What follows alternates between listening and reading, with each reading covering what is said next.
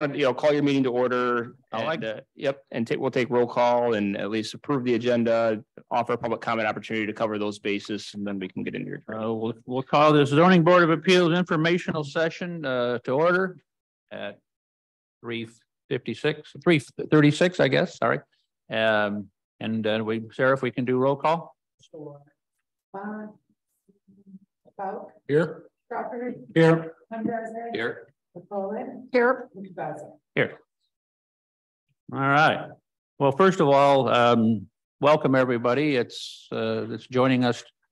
We extended an invitation, Ryan did, to have some training. We suggested that we get a little bit of a focus, refreshership, you might call it, that we haven't had for a while. There always are online programs, or all of us have gone to different trainings, and we wanted to have something that was a little more focused that we could sit down and talk about. So we appreciate you coming and participating. And I know Ryan has some things that he would like to go over prior to us getting into the training session. And probably part of that might be introducing maybe yourselves, I guess, if that would be appropriate. So we know who's in the audience. Is that okay? Yeah, sure. If you don't mind. Yeah, sure, Mr. Chair. I just our mayor just yesterday was talking about how great it was that the different municipalities kind of joined together for the fire board's budget meeting. But it's fantastic here that we have our zoning board of appeals, Saugatuck Township, and the city village of Douglas all coming together for a joint training opportunity as well. I think that's unique amongst some communities. So kudos to all of you for being here. We appreciate having you. Who's here from Saugatuck Township, just so we can have an idea? Okay, great. And then city village of Douglas. And I think we have some planning commissioners. 3 of our planning commissioners. Excellent. So thanks to Fahey Schultz, our city attorney's firm. They've provided you with some snacks and beverages today. And I think, Chris, you probably have maybe a couple opportunities that maybe we'll have to take a short break. But feel free to get up and stretch your legs if you need to, or grab a beverage or grab some snacks, and no worries there. Otherwise, I think probably pretty informal, and then Chris is certainly welcome or welcomes questions as we go. But Mr. Chair, if we could maybe offer just a quick opportunity for public comment, since we're gathered here in an open meeting today, in case anybody wants to make a comment, so we cover that basis, and then we can go from there. All right. So at that point, since we have a loose agenda, we will offer anybody would like to make any comments or any suggestions, or making sure that we are got ourselves in a role here. Whoops, you got to talk into this thing. Anybody want to have anything they'd like to speak of or speak for or about? Good. All right. Politics aside. Good. Yeah. All right. Well, that's good. Anything else? All right, Mr. Chair, I think that brings us to your ZBA member training, and at this point, I'd turn it over to Chris Patterson with Fahey Schultz, and I'll put the slides on the. Yep, he's got. Okay. Yep, she has your slides, and it's all yours, Chris. A little bit, because it's in an interesting position related to. I know. It's sorry, it's kind of awkward. So the last time I did this, I appreciate that we did a joint session with all the municipalities, but we did it over on the other side of town, and so we were all facing in one single direction. So we'll get this up there. Does everybody have the handouts? So we did the 3 slides, so you'll kind of see where we're heading. And I would say that for purposes of organization, a couple key things for the purposes of the city zoning board of appeals, and then those who are joining. Some of the specific sections are going to specifically cite to the city zoning ordinance. However, everything is generally applicable to all of you, but for the township is in one unique position in that you have probably not had use variances before the date in the Zoning Enabling Act that would allow you did have them? Oh, so you are one of the rare townships that still get to issue use variances. Okay, well then, so that whole section will also be applicable to you. You are one of the rare ones. Congratulations. Your lawyers probably love it because it does make some issues much easier if you have that capability. Oh, okay. I'd be careful about giving it up. So then the other thing with respect to the way we organized it, in addition to talking about the Zoning Board of Appeals sort of creation and the powers, we sort of at the end, and we'll see sort of time-wise where exactly we get, but towards the end of the presentation, we started to get into procedural items, conflicts of interest, and then a general conversation about Open Meetings Act and the Freedom of Information Act. I think that, I'm less concerned about if we have to skip anything covering the Open Meetings Act and the Freedom of Information Act, but I know we did get some comments on stuff that's in the end that I actually think are good topics, like ex parte communications, how you deal with your bylaws, your conflicts of interest. So if it looks like we're going to start running out of time, maybe we'll skip ahead there and try to get to those specific pieces. In addition to that, a really big part of course, what a zoning board of appeals does is grant variances. So not only did we sort of pull in the standards for what would apply to the two typical variances that you would see, but we tried to pull some cases out because I think, particularly as a lawyer, when I look at the standards that you have to apply as a zoning board of appeals member, I think it's really difficult to know what exactly you're supposed to be doing at times, especially with the scenarios that are presented. So we tried to get some actual example from cases, and I think you'll see possibly in the results of that some of us may have granted decisions that would be different than what was reached in those cases. The one thing I would say is I wouldn't come away with and think that anything that you've previously done in a decision is for any reason wrong, because that was obviously reached under that zoning ordinance, under those applicable standards with those facts. But they just give you an idea of some framework to think about, like what is a self-created hardship, et cetera. I do think, as Ryan mentioned, freely ask questions as we go through it. If it looks like it's something that we're going to cover, I'll probably just say, look, we actually are going to get there in a couple slides, but I think comments, questions are always good. For those, our zoning board of appeals, it's properly noticed and posted. And so of course, I think the conversations can be a little bit more detailed, but I generally suggest that in informational sessions, we're not talking about specific applications, nothing that's pending before any one of your three bodies, and that all we're really noticed for is an educational session. So we should leave it in the abstract. We should talk about the principles that are in your ordinance. And then if you guys who are attending as guests, you got questions about your ordinance, I don't have it in front of me. I'm happy to answer questions, but of course, your final say is obviously your legal counsel and sort of the direction that you have in your communities. Any questions? Hannah Stocker is also here from our office, who is joined us and is going to help us on our zoning and planning deployment. So we brought her here just to witness the prospects of how this will all roll out. Any of you have questions? Some of you are very familiar faces, some of you haven't. So Chris Patterson, city attorney for the city of Saugatuck, obviously very familiar with the board. So any early questions? Feel free to ask them as we go through it. You don't have a clicker, or you're going to have to probably control it. I don't know that that's connected. She might have to just tell us, Chris. Yeah. Okay, so we'll go to the next slide. The general aspect is that for all of you, there'll be some section in your zoning ordinance that establishes the powers of the zoning board of appeals. Now, the zoning board of appeals is ultimately one, just in a general grand scheme of things, you are one body that is a part of sort of three other players that exist in the zoning realm. And so we don't focus on the other players in the workshop, but I do bring it up. The other one is the planning commissioners who are here, who have a role in a part of the process. In addition to the zoning board of appeals, in our instance in the city, we have Ryan Cummings acting as zoning administrator. Are you, Cindy, acting as zoning administrator of the township? So you've got the zoning administrator who plays the role in the administration of the zoning ordinance. And then in addition to that, you end up with some actions that go to the legislative body. So for our purposes, those actors, they're all set forth in what we call the Michigan Zoning Enabling Act, which sort of sets the rules for the play. Now, locally, you all will have your own local zoning ordinances for purposes of the city. It's set forth in the city code that you can find codified online. Now, from there, once you establish this zoning board of appeals, which we're required to have for purposes of acting on zoning decisions, the real question then becomes, what are the powers and duties of this board? So I think pretty rarely, at least my experience with the city thus far, you don't end up getting into too much of an issue of wondering, are you having a request come before you that's actually within your power? I've not seen one here at the city yet, but just to give you an example, we are litigating one in Livingston County in a situation where a appeal was taken to a township board on an administrative issue. And in response to that administrative issue, it was denied.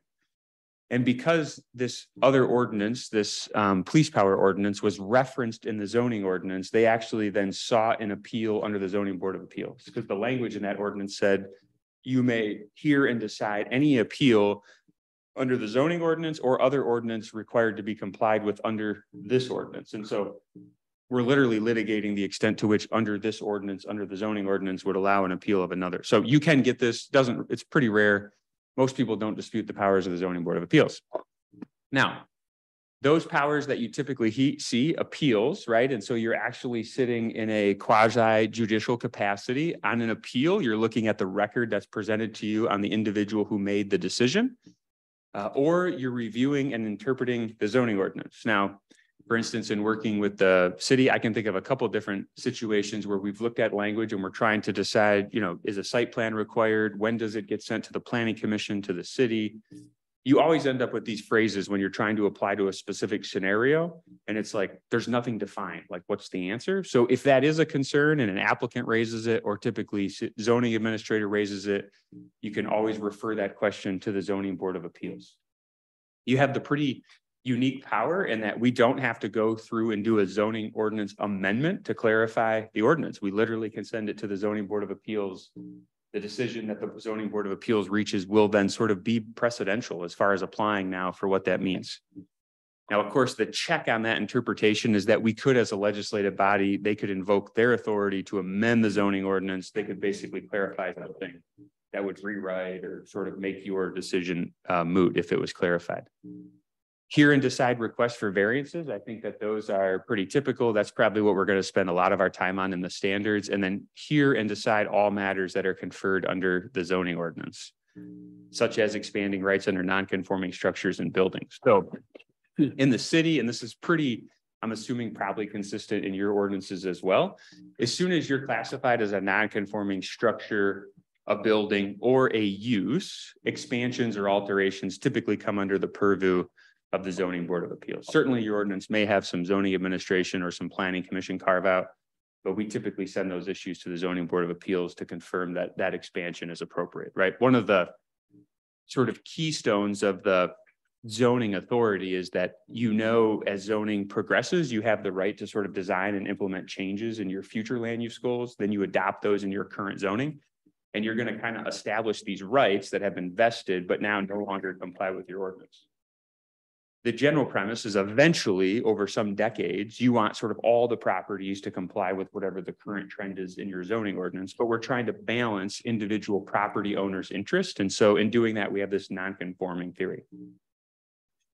The other thing that I will sort of add with respect to the Zoning Board of Appeals as we go to the next slide, which is that really, the zoning ordinance itself is kind of a construct that was developed to really help promote economic development. It actually came from the U.S. Department of Commerce.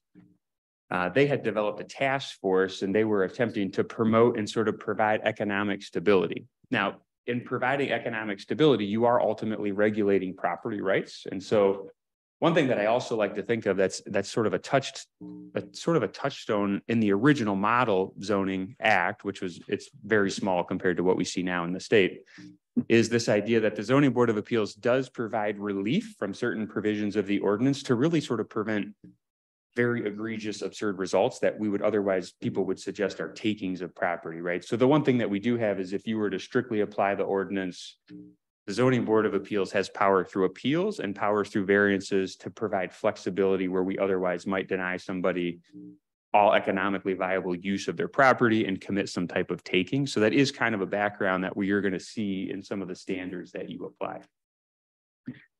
So for appeals to the Zoning Board of Appeals, I'm thinking first by a show of hands, like who's a brand new Zoning Board of Appeals appointee, like less than 1 year? Anybody less than 1 year? Two less than 1 year? Oh, perfect. Okay. And then what about between 1 year to 5 years? 1 year to 5 years? Everybody else, what about over 5 years? I hope I can tell you something new. Okay. So for purposes of appeals, how many people have already had appeals? Seen an appeal? Yeah. Perfect. Wow, you guys, you're like brand new, you're less than 1 year and already seen an appeal. Okay. So appeal to the Zoning Board of Appeals in the city, and this is consistent with what we cited up there is actually the Michigan Zoning Enabling Act. Appeals is basically a challenge to a administrative decision that would have been made under the zoning ordinance. So for the city, it'd be Ryan, for the township, Cindy, and ultimately the person who is aggrieved by that decision. And this gets into actually comments later is about who can take appeals. So I don't want to tell you it's just the applicant, but ultimately whoever's aggrieved by that administrative decision is entitled to an appeal as it relates to either the enforcement or the denial of an application to the Zoning Board of Appeals. And upon an appeal to the Zoning Board of Appeals, if you think about it, this is this is the quintessential time when you're acting the same as a judge with a black robe on. You're basically looking at, very importantly, whatever the request was that was filed or whatever the basis of the determination that was made. We call that the record, right? We call that the papers that were before Ryan or that were before Cindy. Then we look at their actual decision. So what's the document? Maybe it's an email, maybe it's a application form from the city that's checked denied. What was the basis of the denial? All of that is what gets assembled and what we consider the record. I would say that, 9 times out of 10, there's not a dispute as to what is the record for any given appeal. You'll have the same argument on, you as the Zoning Board of Appeals can also have your decisions appealed to the circuit court. You can be challenged and they can question your decision under the circuit court. That same conversation about what's in the record happens there. That's very important for purposes of administering the ordinance, because on an appeal, you should not be deciding the basis of affirming or reversing or adding any conditions based on information that was outside the record.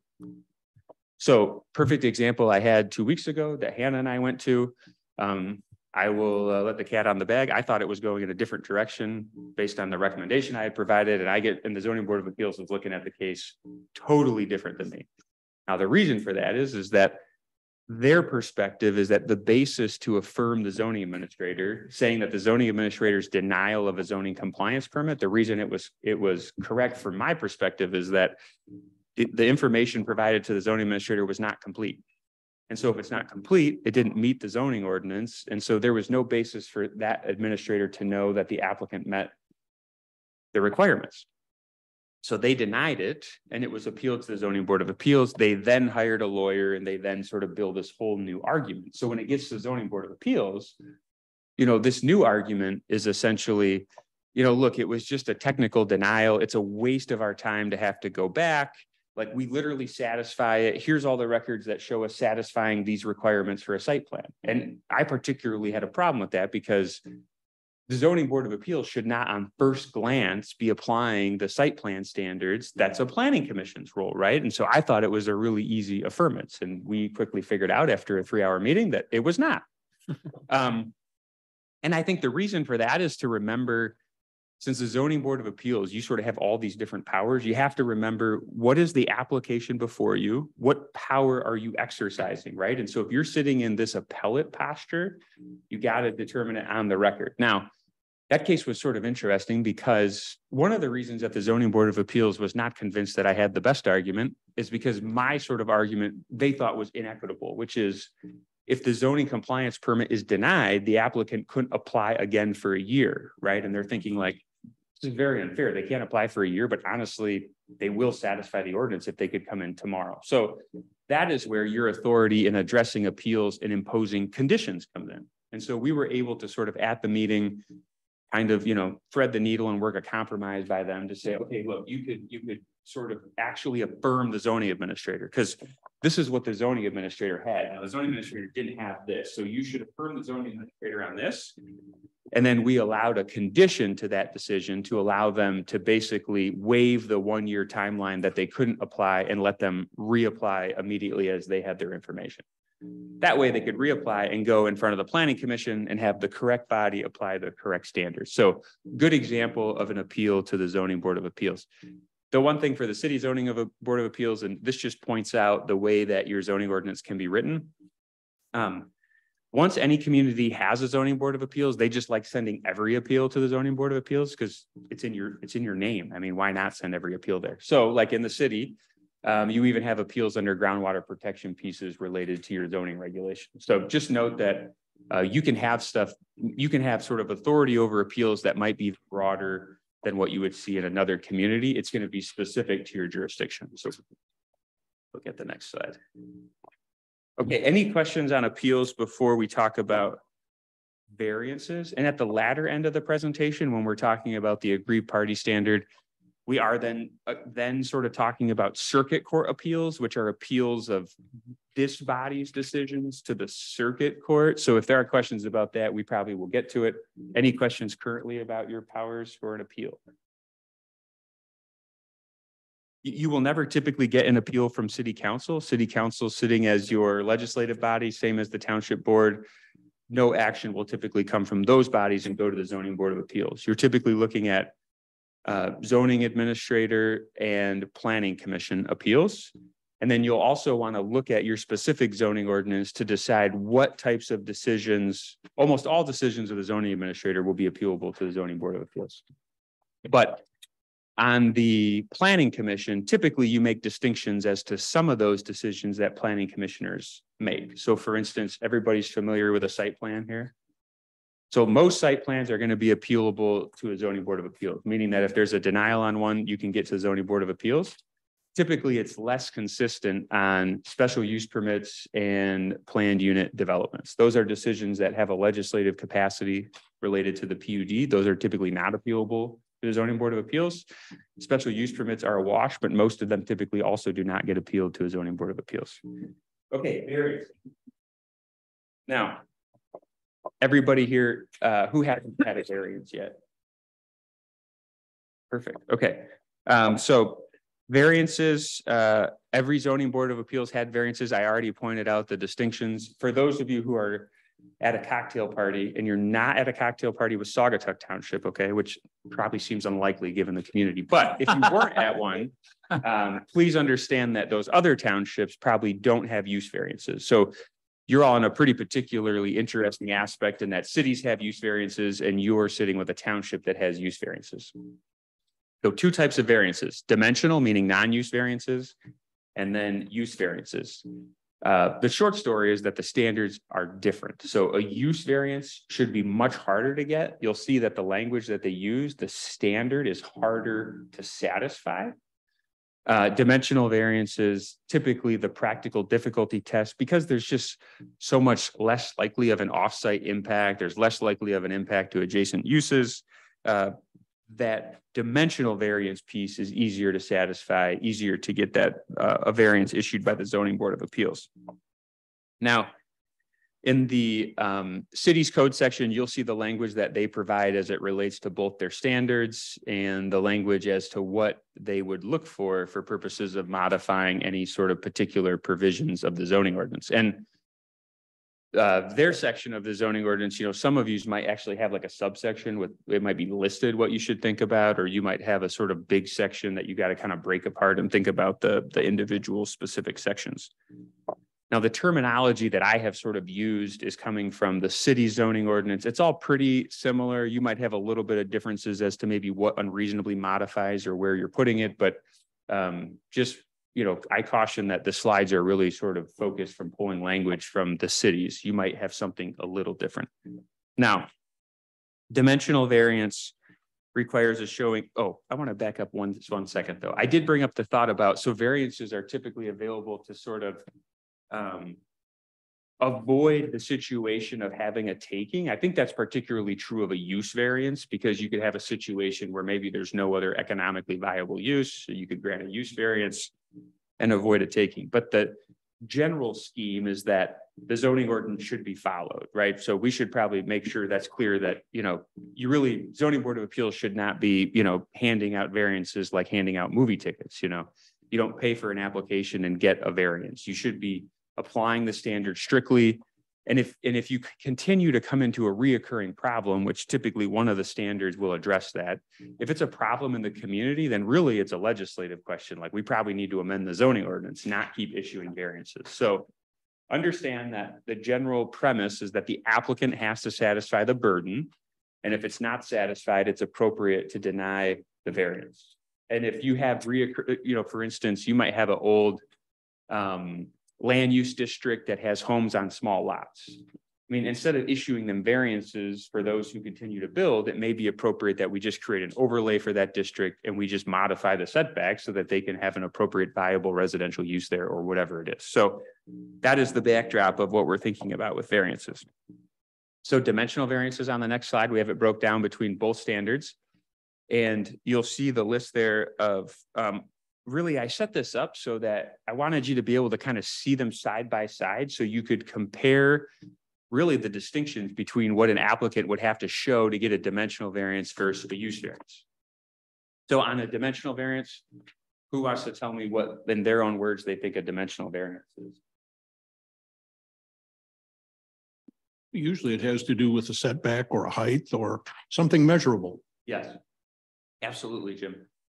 Dimensional variances typically relate to what we would consider a quantified standard. I will say that you will find other standards in the ordinance that are not a use standard, but it may not have a specific number in it. And we kind of call those non-use requirements. Like, I mean, we may have a request and we might be willing to process that as a dimensional variance too. So, you know, you'll see that some people refer to it as a dimensional variance. Some people also just refer to it as a non-use variance, meaning that it's some standard that wouldn't require a use to be approved. And so we'll still allow it to go through this test. Now, on a dimensional variance, the main test is the distinction between having a practical difficulty, right? Meaning that you want to build a deck and you're going to exceed your setback by 3 feet. Now, you don't have to have a deck on every property. And so it's really that practical issue. Practically speaking, it would make sense to have a deck. Many people have decks, and for whatever reason, because of that parcel size, they can't have it. That's the difference for purposes of a use variance, which is an unnecessary hardship. Unnecessary, right? That doesn't mean it's convenient for them. That doesn't mean it's preferred. That means that it's causing an unnecessary hardship. And but for granting the use variance, they basically are subject to that hardship. On the dimensional variance side, strict compliance with the ordinance would unreasonably prevent a permitted purpose or render conformity unnecessarily burdensome.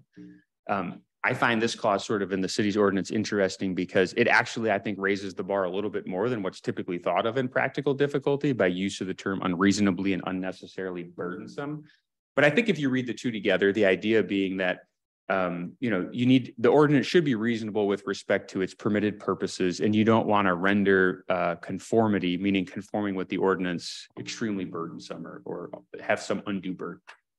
It should do substantial justice to owner and surrounding property owners. And I always find that clause interesting because it sounds like something a judge would tell me in a court case. And I always wonder, like, you know, what do you do with it in a zoning ordinance? But we did sort of pull some cases so we could break this apart and think about, you know, what exactly is substantial justice as a, you know, more than just maybe thinking about comics and Superman and other stuff that might apply.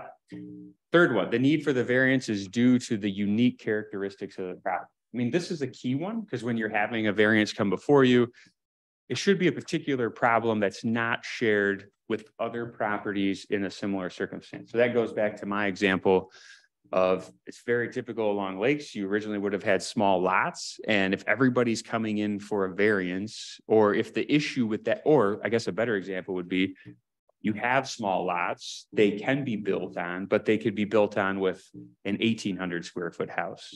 And everybody's subject to the same regulation. And somebody comes in and wants to build a 4,000 square foot house. And so that would require them to get setback variances. That's not a unique characteristic of their property. I mean, everybody's subject to that in the area. They all have the same setbacks. They were able to build houses. They would fail that standard. And then the problem is not self-created. I think that this analysis, I've had communities really struggle with this. Some of them have even gone in and amended their zoning ordinance because the analysis is looking at the applicant. It's saying the applicant has not self-created the problem. Now, I think we've seen situations where, and there's actually a case that we pulled for this that shows a pretty good example where a court even looked at what happens if the applicant is sort of the grandson and it was the grandfather who split the lots, and the splitting of the lots causes the violation of the setback. So who self-created the problem? You know, I mean, what issue is that? I've also had this analysis get interesting when I go into a community and like in 2019, I buy a piece of property and I go through my closing and I could have vetted the whole process. I could have figured out what the setbacks were and where my house is located. But 4 years later, I decide that I want to put geothermal in, and I can't put geothermal loops in without basically causing a violation of moving a pole structure. So then to move the pole structure, that structure is going to be within the setbacks. Now, it's all in good intentions. I mean, it's environmentally friendly. It makes good sense that you might want to accomplish this. But how does that self-created function play in there? I mean, they're the ones who want geothermal. They're the ones who could have figured out that you can't do that on a 2-acre lot. They could have done that 3 years ago when they bought it. All of that stuff gets you down. I think the self-created, it's an interesting slippery slope as to how you sort of draw the line and figure that piece out. So pulled a couple cases on that. Other one, use variance. So this is now the hard test. How many people have done use variances? And they're pretty rare. We got 2 here. I mean, we did one a couple of summers ago. We did that analysis. So use variance I talked about with respect to the takings piece, you know, the 4 standards, you've still got self-created, that's coming over. It's still, when you look at by granting the variance, the essential character of the neighborhood would not be altered. I mean, that's sort of looking at, if you're like in the situation that we were talking about with respect to a use, if you granted, let's say you're in a residential district and the use variance is to allow use of the property by a gas station. I mean, I think it's an extreme example, but that's a result of, you might alter the essential character. Probably also not doing substantial justice to the zoning ordinance. Some of your zoning ordinances might say in the spirit of the zoning ordinance, which is interesting language that a zoning ordinance has a spirit. But, you know, similarly, I think that same idea, right? That when you were to approve that, are you being sort of consistent with the intent and purpose of what this regulatory framework was established for? And then in use variance, again, that first factor is really the one that's coming from, I think, that takings idea when you put a zoning regulation in place. Like, can the property not be used for any other uses in the district? Meaning, have we basically regulated them out of any appropriate enjoyable use? And if so, then we might as well maybe grant them a use variance instead of getting in trouble under the Fifth Amendment anyways. Any questions on those? Does that include special land uses? Which part? Number 1 under use variance. Does it include special land uses? Can it You be add used to for that? any of the uses? So could one of those uses be a special land use? Yes. Okay. Yeah, I think that you still end up down the pathway of, if they couldn't satisfy the special land use performance standards, they might still then have no use options. And so you may then still be in a situation of sort of denying them 99% of whatever use they could have. And you still might then say, yeah, factor 1 is satisfied. But yeah, understood. And I guess if there's a use variance, there's an interesting question of whether they could get a dimensional variance on some of those performance standards that might even allow that to work under the first column. So if we go next slide, this is sort of the specific piece. It's breaking down those same pieces for you. If we go to the next slide, this is where I tried to pull this idea about substantial justice or substantial relief. I don't know if you guys know, do your ordinances say spirit of the ordinance, or do they say do substantial justice? Okay. So similar to that, the variance would do substantial justice to the owner as well as to the other property owners in the district. I mean, I think that's always an interesting phrase, because some variances will cause property owners to come in and be irritated. Their neighbors are requesting it. And so you're always wondering, well, maybe granting this on someone else's property does substantial justice to them. So the standard is really looking at, is it fair? Like, it's an equity test. Are you staying within the textual framework of what the zoning ordinance provides? You're not getting too many degrees away from what the legislative body decided was appropriate. And you're being fair and equitable both to the adjacent properties and to the property owner who has sought the relief. The interesting thing about this case that I did cite, I just bring it up for those of you who like at night tracking court of appeals cases. This Pegasus Wind case is very interesting. Okay, so I don't want to get into the weeds, but I don't know that it was all decided correctly, and it's on appeal to the Michigan Supreme Court, and it makes a very interesting twist about how dimensional variances are supposed to be analyzed. So I put it in here. Here's the quote as to what they have said about no economically viable use standard, and that standard, that there's no economically viable use, doesn't apply to dimensional variances. That is now on appeal to the Supreme Court. We'll see exactly what the Supreme Court does with that case, whether they're going to affirm the Court of Appeals or not. Ultimately, zoning regulations, if they're going to treat an applicant unfairly because of, again, a unique aspect or a special circumstance, we're going to provide some flexibility to relax it, to allow fairness for development or for their personal enjoyment of their own, exercising their own property right. And the interesting thing about the zoning ordinance in this property is that we're constantly kind of trying to balance the zoning ordinance proactive approach with eliminating nuisances, trying to make uses compatible with an individual's property rights. I mean, that's ultimately what's at balance when we're looking at some of these decisions. If we go to the next slides, the purposes for looking at this, I point this out in steps only, and I know that the city does this and that they have a form. When you're looking at a dimensional variance, you can very particularly break down each of these factors. And so like in the city, we do specifically look at each. We decide how the standard applies to the application that was sought. We make factual findings under each factor. And then basically those factual findings, that discussion really drives the answer, because you have to meet all of them, right, to get your variance granted. And so in the city, like when we have an application, is it a unique circumstance? Meaning small lot, location of the house from the road right away is particularly problematic. And so, they can't cite an accessory structure that everybody else otherwise would have the ability to do so. One, okay, we'll say that's satisfied. That's our factual finding. Two, special circumstances are not self-created. Well, the lot's been there since the 60s. The zoning ordinance was adopted in the 70s. It wasn't self-created. Strict interpretation would result in practical difficulties, which I think is fair to say an accessory structure, that's a practical difficulty to not have. So we go down those. If you're not using, I always tell people at this point, for variances, especially since they all kind of follow the same process, you can have a form for them. The Zoning Board of Appeals can process that form at the meeting and make sure that at the end of it, your form can basically be your written decision. I think at the end we talk about appeals, but I totally recommend that Zoning Board of Appeals be issuing written decisions. Otherwise, if you only put it in your minutes, the clock to run on your decision being final doesn't happen until after you come back and approve those minutes.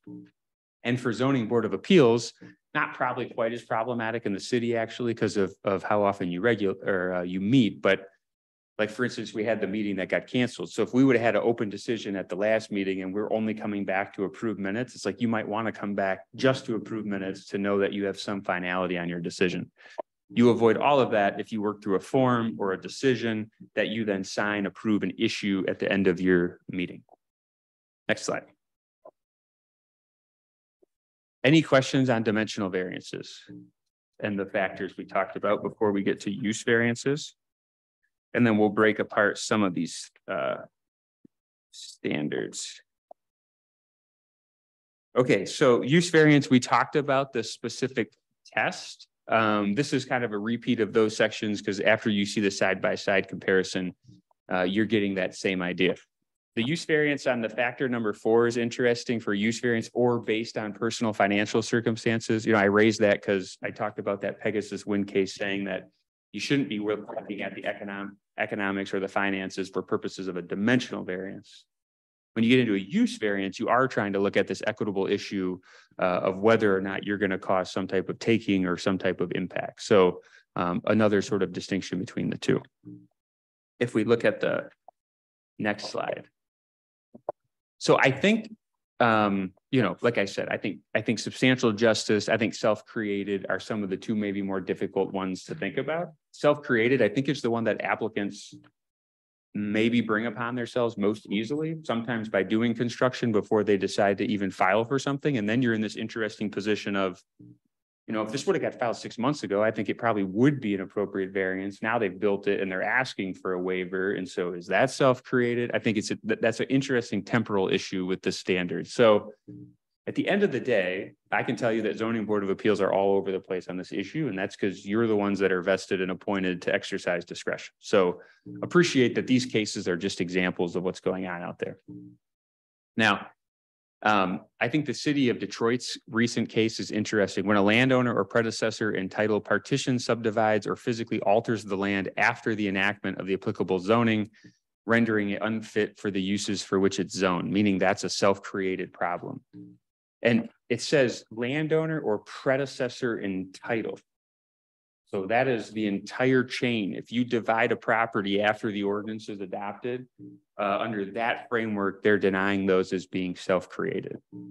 I mean, I've not seen a lot of my boards sort of be that strict on it. They typically are very focused on the quote unquote applicant that files. So you'll have to think about that. It gets a little bit, like I said, in the situation that I've had before with family relationships transferring property, and the predecessor in title is like a mother and a father who clearly knew what they were doing, split it, sold one of the split parcels, gives the other piece to their son or daughter, and then now they've got a problem with setbacks or whatever it may be. And it's an interesting question of whether, that second generation is subject to being self-created. A lot of cases would suggest that's self-created. So, I mean, I think you could definitely be affirmed and defended on that. You could get people that would also argue probably the opposite. Now, the last one is interesting because I point this one out because this one actually can be argued two ways. And I think I've even suggested it actually in the alternative argument to this zoning board of appeals. So I thought I should at least defend myself on this one. The case that's presented here is if an applicant receives a variance but fails to act on that variance and it expires, that is self-created. And I know here we've actually had, you'll get an application and for whatever reason, I think during the pandemic, this is 2004. They didn't even know that pandemics yet existed. So we're in a different world, which is how I'm going to at least distinguish my advice. But in 2004, before we now know what is COVID-19, I think you have a situation where they basically they have 1 year to do something under most of your approvals. They got to commence construction or take some action. Some people don't do that for whatever reason, and then they come back in and they want to ask for the same variance. And they sort of think it's a slam dunk because you already approved it a few years ago. It's the same standards, same facts. You didn't change the ordinance. I should get it. And there is a line of cases that would suggest, the reason that you're asking for the second variance is self-created, unless you show us sort of a basis upon which you were unable to do it during the 1 year period in the ordinance before. So meaning like my instance, post 2020 with the pandemic, I mean, that's a good example of logistical supplies, maybe no contractors available. You couldn't even do work for a period of time that you could say, look, you didn't do it under the 1 year, but obviously you came back and it's 2022. Even the failure to act under the prior variance wasn't self-created because of that situation. I did have a situation in another community that was even more tenuous than that. And they actually filed, very fortunately, they filed for a variance of this non-dimensional, well, it was a dimensional standard, but of a non-use standard that said you had to do it within 1 year, and then supported that with a new variance, right? So they're basically, and the zoning board of appeals had to go through the analysis of applying those 4 factors as to whether they should even extend and vary the 1 year period upon which you should construct under the prior variance you issued. And I think it was actually an appropriate application because the whole focus of the factual finding is like, you asked for us to do this before, we granted it, why didn't you get it done? And the whole record was built upon, they had a really good story. I shouldn't say that as if it was not correct. It was factually accurate, I assume, but they explained that, they had some health problems in the family and there were some situations that had caused it had to be set aside while they were dealing with some extended care issues. And I think that zoning board of appeals granted. I think that's appropriate analysis upon which you could deal with a situation of a variance that expires and then comes back in under a second approval. There is another line of cases, not in the zoning board of appeals context, but in the administrative decision context. It's a case Melvindale, and it relates to the fact that, look, if you've decided a case under certain facts and standards and you found it to be met, that it has some precedential effect, that we should sort of look at that prior decision and think about why would we not basically follow it and grant it again? Right. And so under that analysis, I think you would say you could go one or two ways applying that case. You could say, look, same standard, same ordinance, we granted it, we'll grant it again. Or you could say same ordinance, same facts, but yet it is different. They failed to do anything in 12 months, and so we're denying it. I just think this is where you can see the nuances. Yes, you have a question? Oh. Yep. Okay. So then I think good examples of not creating self-created problems. So purchasing a piece of land with knowledge that the land is subject to an ordinance and not a self-created hardship. This is interesting to me because it is in the exact same case on the other side where we talked about predecessors of title, and yet to me, it sort of has this due diligence component built into it. Like you should know and you should take responsibility, but simply purchasing the land, taking interest, that would not create the problem. So you do get applicants that come in, bought a piece of property, then attempt to do something down the road. And, you know, this case is supporting the context that, well, this is that very applicant focused perspective of self-created hardships. The applicant didn't create the problem. They're attempting to make the improvement now on their property, and they should be entitled to have the review done. Last case, the increasing taxable value of the property and the low rent income derived, making it no longer economically practical to operate the land uses. Those are not self-created. This is that very confusing Pegasus Wind case that I said is on appeal from the Michigan Supreme Court. So I provided it to sort of keep track of it. Ultimately, on the next slide, unless you amend your zoning ordinances, I've had one community do this in the last couple of years where they were sort of very confused with how far back in predecessors of title should we tell applicants to be looking at whether there's a self-created problem.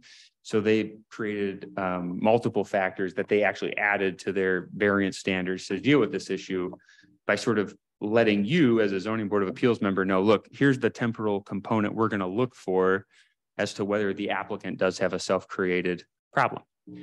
Generally speaking, though, most all of you are probably looking at the applicant themselves. And I think that that's a fair basis about how you would apply the ordinance. You look at the applicant who presented it, and the question would be, did that applicant conduct anything that created the self-created problem that's causing the issue? I have had situations like the examples up here that I listed, you know, digging a pond. I mean, or we've had it too with a shed. You know, somebody takes what they thought was probably an appropriate thing to do, which maybe they were doing substantial justice under the ordinance, but they sort of ran themselves right into this factor, which is, you know, they had a 20-year-old barn. The 20-year-old barn was in place before that zoning ordinance was adopted. So they have a non-conforming use. And the ordinance said that you're allowed to alter and you're allowed to maintain and keep the structure repaired. And they read that, whether knowingly or unknowingly, that they could scrape it down to the slab and they could rebuild poles around it. And in the process of doing that, they poured a new apron, and the apron exceeded their setbacks, along with, they added like a, pole barns are built either on, you know, 4 foot or 8 foot on center on poles. So they added another 8 foot section that exceeded the setbacks.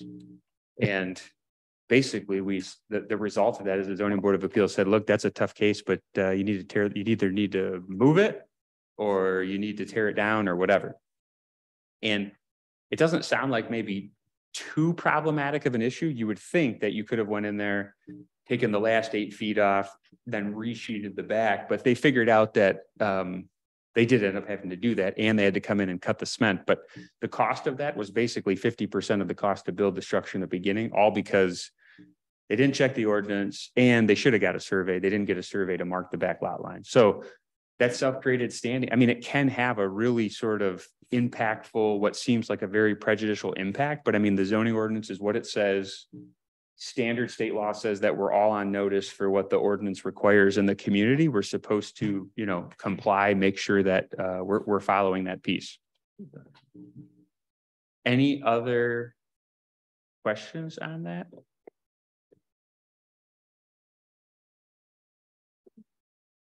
Okay.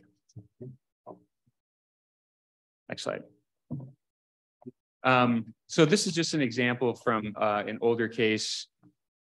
This is, the court determines the grandson's difficulty was self-created by the grandson's family. This is the case. I've had a similar situation over on east of Lansing, because the zoning ordinance preceded the division of the property.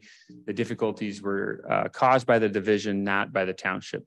This is literally basically, this is not looking just at an applicant-centric application of the self-created standard. This is looking at sort of the applicant and predecessors in title.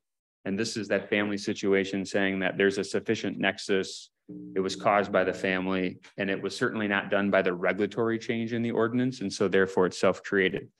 This case also demonstrates a little bit of a cardinal rule in that, you know, when the zoning board of appeals is sitting down trying to determine if it's self-created, oftentimes the question is, did our regulations cause the problem, right? Like, was the parcel in existence and then we imposed a regulation that was lot coverage or setbacks or some imposition that now restricts an improvement?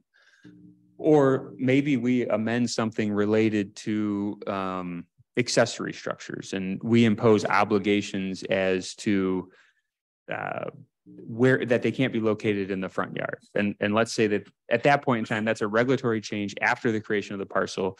Maybe it's after they located the principal dwelling. And so maybe the principal dwelling is off located in the rear of the property. And like they just practically, right, because we're talking about dimensional, practically they can't locate it in the backyard. So they're asking for a variance from a setback to now stick it in the front yard. Those are sort of regulatory changes that you've made in your ordinance, being the governing body, that then causes the issue for the applicant. That's kind of cardinal rule standard, sort of satisfying the self-created hardship problem. We have on the next slide, you'll see, you can take a look. There's another really good example out of Holland Charter Township related to issues about whether or not it creates a self-created hardship. I kind of like the examples because you can see what other court cases and other zoning board of appeals have found. And I think the results would kind of surprise you. I mean, the courts are willing to affirm zoning board of appeals' decisions on what can be pretty impactful issues for those property owners. Any questions? On the next slide, we'll talk about unique circumstances. I had a question, and I wasn't going to bring it up, but it's been gnawing at me from a couple of slides back, and it's expanded upon here a little bit. I mean, we've always been told that economic gain is not a suitable criteria for granting a, you know, I mean, don't you agree that's the general? Agree on a dimensional variance, yes. Yeah, well, and then, you know, we were talking about this was a case, I guess, in Detroit, the increasing taxable value of the property and the low rental income, making it no longer economically practical to operate the land use, are not self-created burdens. So it just seems like there's a commingling of economic value there, whereas I've kind of been led to believe that economics, or the potential for gain from a variance, should play no particular part. But you're saying recent court decisions have softened that a bit. Well, so actually, I agree with your reading of that case. It does conflate the issues between dimensional and non-dimensional variances. And I think your understanding is exactly on point. On a dimensional variance, economics gain is not relevant to the standard you have in the city code. And if you read this case, what they're actually, so this case is Pegasus Wind. They are a wind turbine developer. So super high wind turbines, we're talking 600 feet tall. When you go in front of the county, they had to go in front for dimensional variance to exceed the height limits in the ordinance, right? Because let's say it says 499 and they're trying to go to 606. So it's a dimensional case. And what they're in this instance, they are saying the economics should not be part of the self-created burden. So this piece of the case is consistent with your position. Does that make sense? Yes. And I think you're correct. Your position that you don't think economics is a part of the dimensional variance standards, I think that's true under the city's code. On the use variance piece, I think you do look at the economically derived benefit from the property owner, because you're trying to decide to some extent, are you allowing a reasonable use and exercise of a property right on that property? And I can understand the distinction. Okay. Thank you. Yep. I have a question. Yes. I'm kind of afraid to bring this topic up, but you know, we're looking at short-term rentals in the city. Yes. I mean, what about that kind of argument? I should be allowed to rent my house because for economic gain. Well, can we go back to the, let's just go back to the slide that has the side by side of both variance types. So I think the important thing here.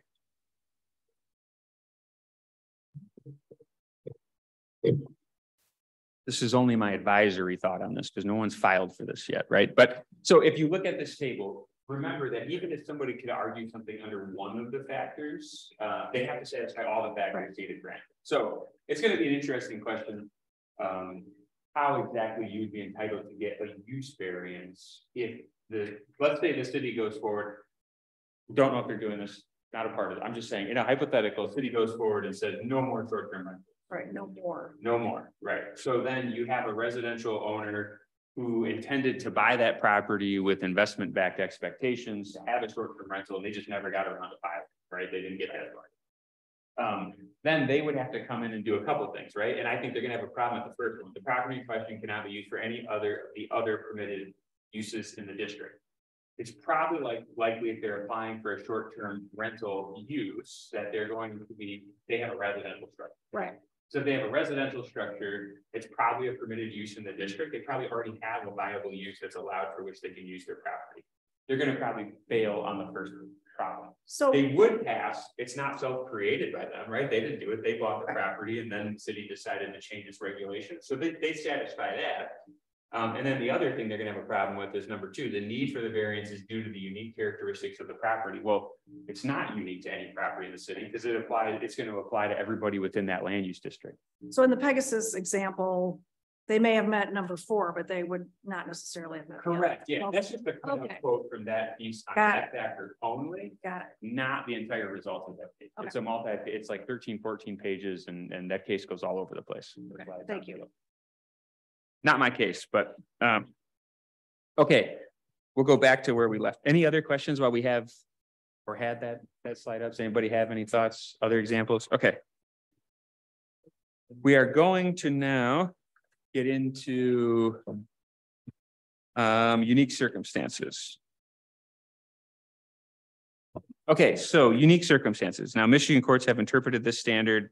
I mean, general cardinal rule, an applicant files and the circumstance that they're suggesting they need to be granted the variance is not common to the other properties that are in their area. And then certainly it's not common to the other properties that are within the city generally. I think when you look at that analysis, remember that I think the reason that it refers to general neighborhood is that all properties within a land use district have to be treated with uniformity under the Zoning Enabling Act. And so it could be true that if you looked at some other section of the city or some other section of the township, there's a land use district that maybe that it would be unique in that land use district, but we're looking at the area that they're in. We're looking at, similarly situated properties in the same land use district. Are they actually unique? Is there something different? It is interesting in that it says it does not mean that the circumstances must exclusively affect only that landowner. So the point of that being is you could argue this in the reverse. I come in and I'm looking to get a dimensional variance because I'm adjacent to the lake. And so when I built my cottage, at that point in time, there was not a sort of larger setback. A lot of times you could build right on the waterfront, right? And now let's say that we have erosion control and other concerns. And so it's 100 feet off. And my neighbor might have built their cottage at the same time. And my neighbor to the right might have built their cottage at the same time. I mean, the point being that you don't get to come in and say, well, look, your neighbor's got the same problem, so it's denied. We're looking at the general neighborhood. We're looking at, it could be a unique circumstance among 3 cottages adjacent to each other, not consistent with everybody else in the area. This situation, we have this playing out in now what is in litigation in the UP, whereas they have a lake, and of course around the lake, it's all in the same land use district.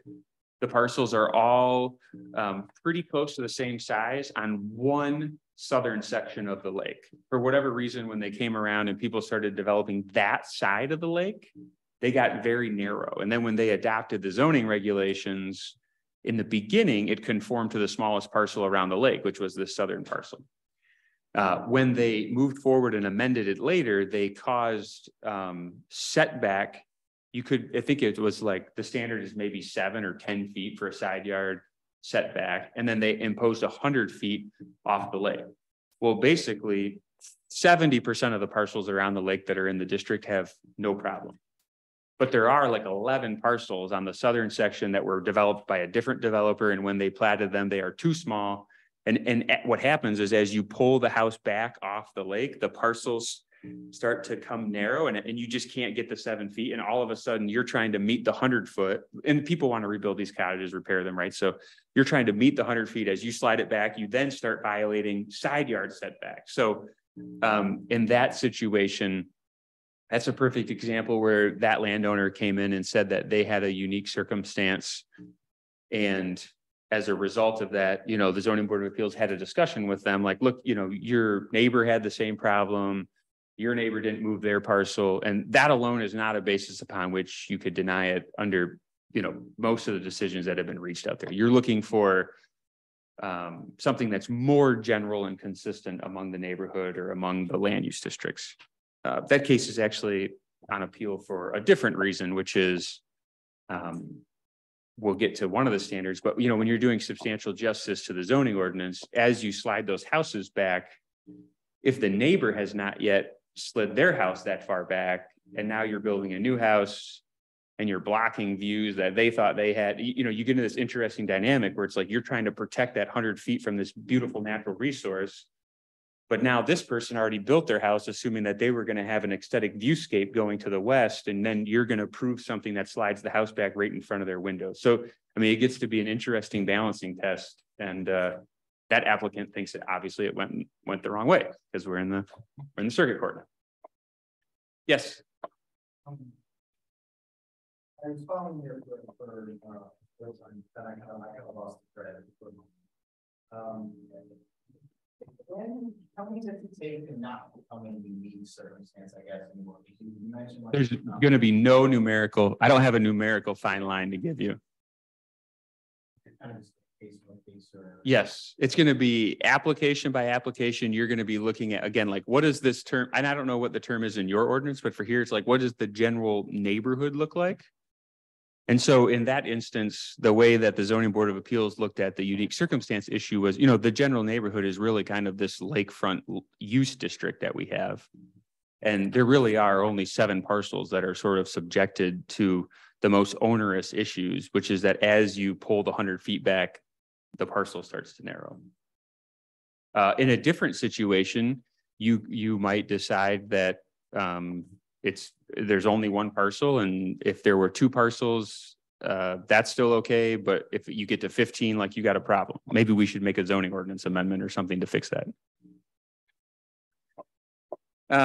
And then, of course, the other thing that's really been mentioned is that whatever the circumstances that they're asking for, the hardship can't be shared by all others.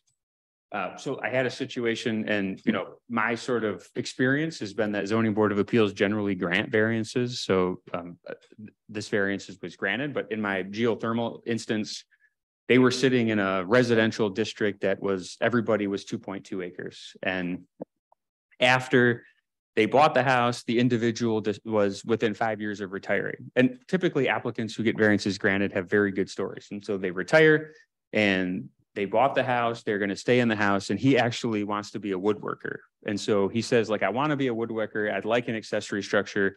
But now that I put the geothermal loop in, and it's a lateral geothermal loop, not a geothermal loop that goes straight down, that was a choice they could have made, but that's not what was made. They were limited to only a back southeast corner. And so to site the barn, they either would have had to block the view shed of their neighbor or get a variance on the setback so that they could slide the accessory structure back into the setbacks. And as a part of the question, so as far as unique circumstance, everybody in that land use district was the same minimum acreage size. Like, I don't think you would satisfy that standard. The second thing that was interesting about the unique circumstance is that there were other individuals in that district that had accessory structures, but they were not 60 by 80 feet, what the individual was proposing because of the work, I mean, whatever the workshop ramifications that were proposed. Now, The zoning board of appeals granted that one, but I think that's a tough call to satisfy the standards when it seems, one, it's self-created, right? The size of the accessory structure they're seeking seems particularly in excess of what anybody else in the land use district has. And I don't think that a profession or a hobby or an interest is a unique circumstance that's going to warrant the granting of that variance. It's not going to satisfy this. What particularly this standard is looking at is the unique characteristics of the property, the parcel that is subject to the regulation, not the applicant who may be subject to some particular circumstance. But for at the end of the slides, we talk about the ADA and the FHA and some implications I think you need to think about if you were to get a request where the applicant themselves, it may be totally justified that you would grant the variance, even if other standards might not be met, like a wheelchair ramp, different accessibility for purposes of a garage, all sorts of situations that would fall under the ADA. The variance could take those, or the ZBA could take those into consideration to find standards met.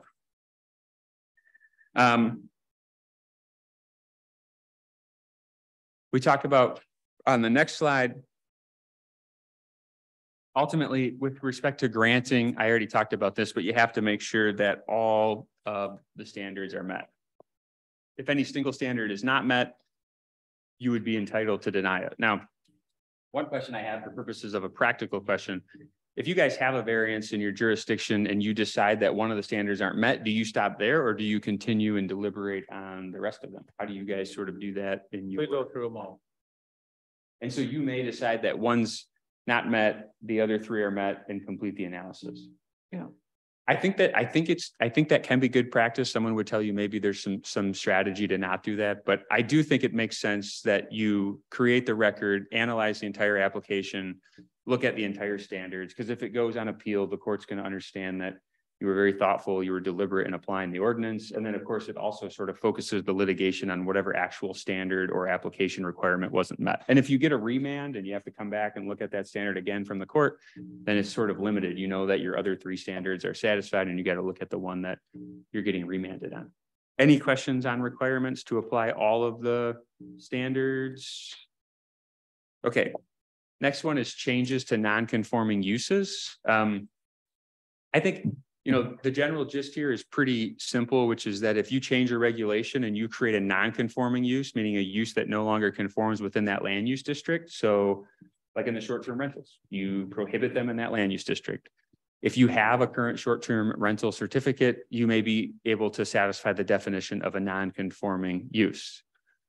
If you satisfy that, there are limitations as to what you can now do with respect to the structure and the expansion of that use. I think a good example like that I can think of in the city is you have short-term rentals, and then you also have the question of accessory dwelling units and whether accessory dwelling units can be rented, right? And so if you have a short-term rental, you remove short-term rentals in that land use district, you're now non-conforming. And let's say that you wanted to expand the short-term rental use into the accessory dwelling unit. Like that's going to be a situation that would not follow the typical, you're going to have to come before the zoning board of appeals as to whether there's even going to be authority for that. And typically the standards are going to very closely follow the requirements set forth sometimes in the dimensional variance standard or what's specifically stated in the zoning ordinance. So I put this slide here with the bullet points because this is sort of what the city zoning ordinance says has to be met for purposes of a change of use. So like if you look at the proposed use shall not create impacts which are considered more objectionable than the use to be replaced. That's a different standard than what we've talked about for purposes of variance. You would apply this standard as it's required. The impacts included, increased traffic, truck deliveries. So we're looking at, again, those sort of nuisance offsite zoning impacts. You're analyzing those and deciding if that it is not going to increase that to the extent that it would cause an impact on neighboring parcels.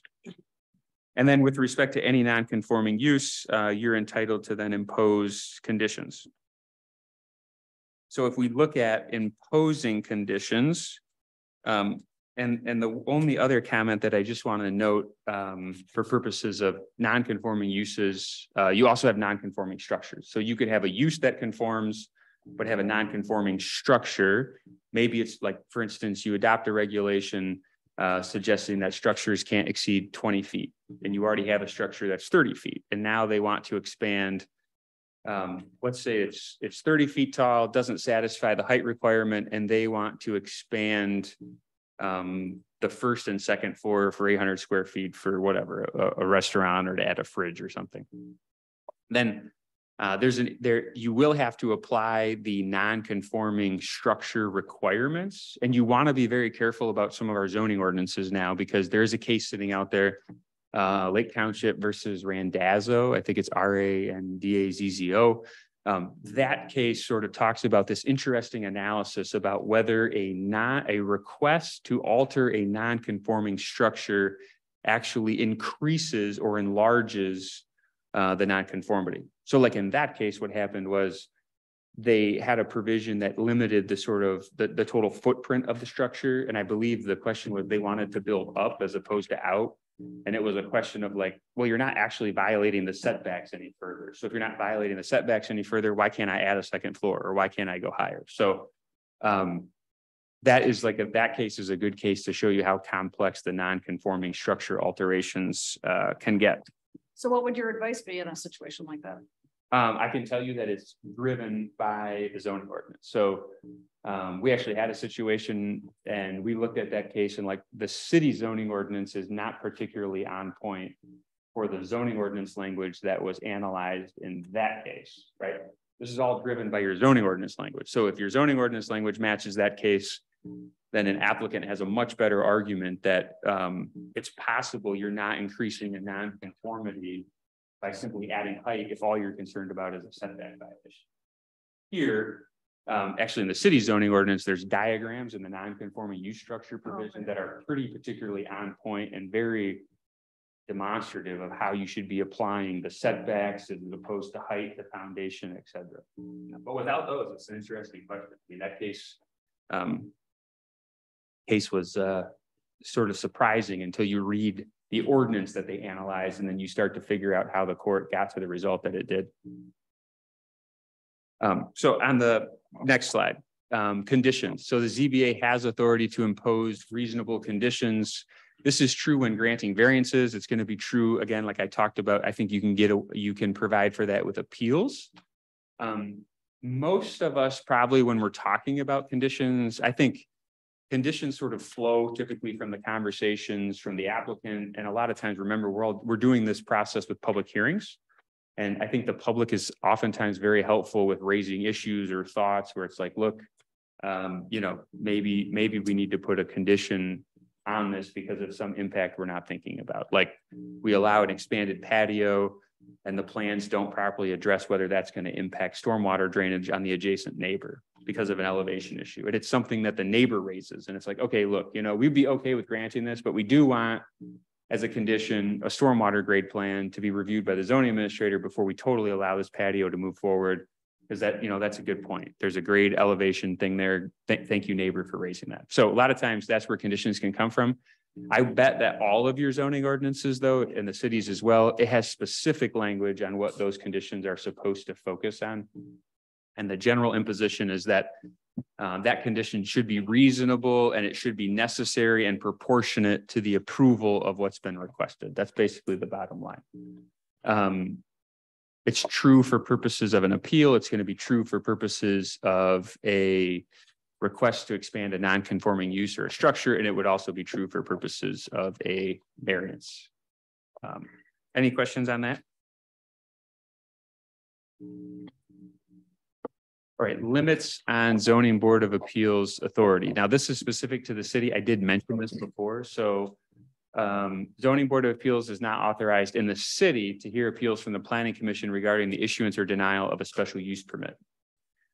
Now, this is not always the case. I don't know if you guys know what your answer is, but some of the times the reason for this is because remember that special use permits have from the planning commission, and the planning commissioners who are here can speak to this. There's a discretionary standard piece, and then there's sort of in special land uses, you're sort of deciding and applying discretion based on the facts. And so a lot of times you don't send that to the zoning board of appeals. That all gets sort of reviewed typically directly to the circuit court. A site plan is very non-discretionary. Do you have 56 parking spaces or not? Did you properly provide the landscape buffer or not? Was it appropriate to deny that or not? And so, for instance, in the city, those go to the Zoning Board of Appeals. It's the same reason why you're not going to have a planned unit development go to the Zoning Board of Appeals. Planned unit developments get processed through the Planning Commission on a recommendation to the legislative body.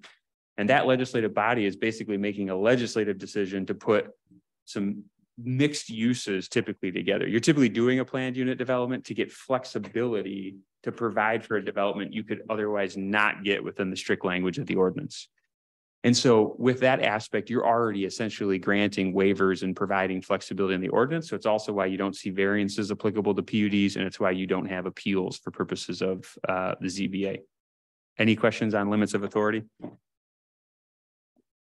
Okay, what about precedent? We got this question. I think this is a great question because I run into this often. And I think there's two forms of precedent. I already told you what Melvindale Northern Allen Park says, which is in the straight, these are cases decided, first one in the straight administrative context, meaning that it was an administrative decision, not in a zoning board of appeals. And the question was whether they had to comply with a prior decision they had made that seemed very similar to the decision that was before them. And that case said that you can depart from precedent, meaning those prior decisions, if you basically explain the departure. And so, you know, we do some administrative decision work and like, you know, this is a big deal to us. If we find a decision that was issued by a body like a zoning board of appeals, it seems like it answers the question that's now before you. You know, if we were an applicant, we'd be saying, look, you know, you granted Chris when he had a situation with respect to his setback and the deck that he was having a problem with, like, why am I being denied it now? And I would say, you know, our recommendation is that you should not probably just respond and say, well, like that was a different application or whatever. I think what's appropriate under Melvindale is if that decision is on point and it seems like it applies the same standard in the same situation, if you are going to reach a different result, I think you should explain why you're departing from it. I think that's an appropriate factual finding to make as well, because if you get an appeal, that's exactly what they're going to argue in the court system is that you just had this situation reached and now they're going completely in a 180-degree turn. I think that that also allows you to combat what you often see, which is in the second point, which is this whole equal protection issue that, you know, I'm a property owner, I should be treated the same as another property owner. And so by explaining your departure from one decision to another, obviously you don't know what all the decisions are that are made, but if someone brings it to your attention and you understand that there is a similar result you reached, why are you doing something different? Oftentimes it's because two property owners are not similarly situated, right? The unique circumstances are different. The parcel's in a different zoning district. The offsite impacts will be different for the neighbors, but all of those things can be recorded in your findings. Now, the other precedential piece of this that gets applied goes back a few slides when we talked about self-created hardship, which is you have a variance, you already granted that variance on the same factual findings with the same record. And so this same analysis applies. Why would you not re-grant that same variance, right? And again, it may be because it took them a year and they still didn't do anything. It may be because the zoning ordinance changed and you should have done something before we now amended the ordinance again or whatever it is. But I think it is a good point to be considerate of your prior zoning board of appeals decisions. And if they are on point, then you should think about those and determine why you would or would not depart. I bring this up because sometimes you will come to a meeting and there's an idea in the administrative context that a zoning board of appeals would say, oh, well, that's not this applicant. That's not the decision that relates to here. Like I only have to focus on this. So you just sort of reject it out of hand. And I guess all I'm saying is I certainly would not just reject that decision out of hand. I would consider it, take a look at it, see why it would apply. I think for appointed bodies, for purposes of what you're doing, it's especially helpful because, you know, the appointed members are changing. And so I think there's value in sort of the consistency of understanding that if I was on the commission for 5 years and we granted 4 of them and I'm gone and now there's 3 new members, like why exactly is there such a different scheme of decisions coming out? So you can learn something from those prior decisions. In the city, Ryan knows how to find them all. We went digging for them before with other issues and looked at them to figure out, you know, why was this granted or not granted? What sort of have we done in the city in a similar circumstance? So I think about it. importantly, it's not binding. I mean, understand that you're not bound by it, but you should at least explain that you looked at it and why you think it does or doesn't apply. Any questions on precedent? Judicial review. Chris, could we maybe, if it's okay, I don't want to interrupt your flow, would it be good to maybe pause there for maybe a few minutes? Want a break? Sure. I know Jamie's would probably turn off the heat because the caterer said otherwise at a certain point it'll overcook. So, Okay. So get things while they're fresh, maybe take a little break, stretch your legs maybe for 5 or 10 minutes, if that's okay. Okay. Yeah. It's common. It's happened several times. Well, people bring in stuff that's grandfathered and say, well, they got it. Why can't I? Right, right. 20 years ago, it was allowed. I've been. We are at ex parte. Oh, judicial review. How did I get this turned around? Hold on here. Judicial review, yeah. No, he just started. Okay, judicial review. I talked about this. All of you probably know this. I know the city has had appeals. City of Douglas, have you ZBA members been appealed to the circuit court? Don't know? Maybe not. Okay. Saugatuck Township, you got appeals? Affirmed? Oh, Saugatuck Dunes. Yeah, okay. I forget that I'm in a room with like, you've got presidential case law recently decided that changes stuff. So that makes this more fun. I have that slide here too. So, okay, judicial review. So I already told you multiple times, you're all subject to judicial review by the circuit court. But the judicial review is very deferential to the zoning board of appeals as long as you do, everything correct. Makes sense. You shouldn't be reversed if you did everything correct. So there's a few sort of thoughts on this to break it down into two pieces really to think about. One is your factual findings when you're applying the standard. So, right, we just talked about, let's say a dimensional variance and you have 4 standards and you need to make factual findings to support why you said a standard was met or not met. Those factual standards are reviewed with substantial deference by a circuit court judge who would review your decision. Meaning that the cases say, if the judge were to review the facts and look at your ruling and think that judge would reach a different ruling, they would still affirm you if you have evidence in the record that supports your findings. So I hope that makes sense, that you could, if reasonable minds could disagree as to the result that you reached, and if you did it with a factual record, those findings are supported in your decision, the judge should still affirm your decision. Now, the second part of judicial review that you are subject to is following proper procedures as authorized by law. And so that would include, I'm sure, I've seen appeals filed based on improper notice, improper exercise of the authority of the zoning board of appeals in the decision it reached, meaning that, you've got 4 standards and yet you denied it for some other reason, something that's outside the standards that are authorized to you under the ordinance. You also would have, arguments that you violated law. If you've got, for instance, I'm trying to think what I've kind of seen recently.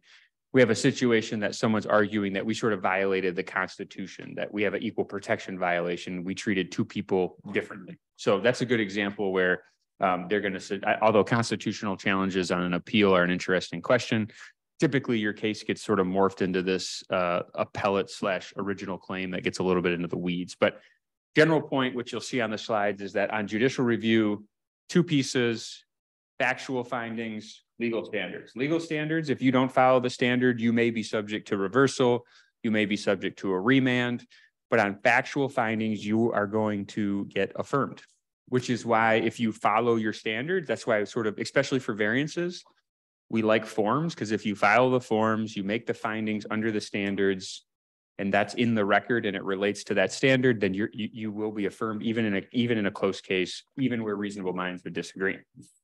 Chris? Yes. Does the record include the minutes, which would have more detail than what might be written up in a written statement? Yes, they do. That is part of the record. The question then becomes, like, we have situations where the minutes what I see in a community that doesn't use a decision form, that you're looking at the minutes and you've got all this discussion going back and forth in the minutes among the members, right? And it looks like they're heading in the right direction. You've got maybe one or two members questioning certain pieces.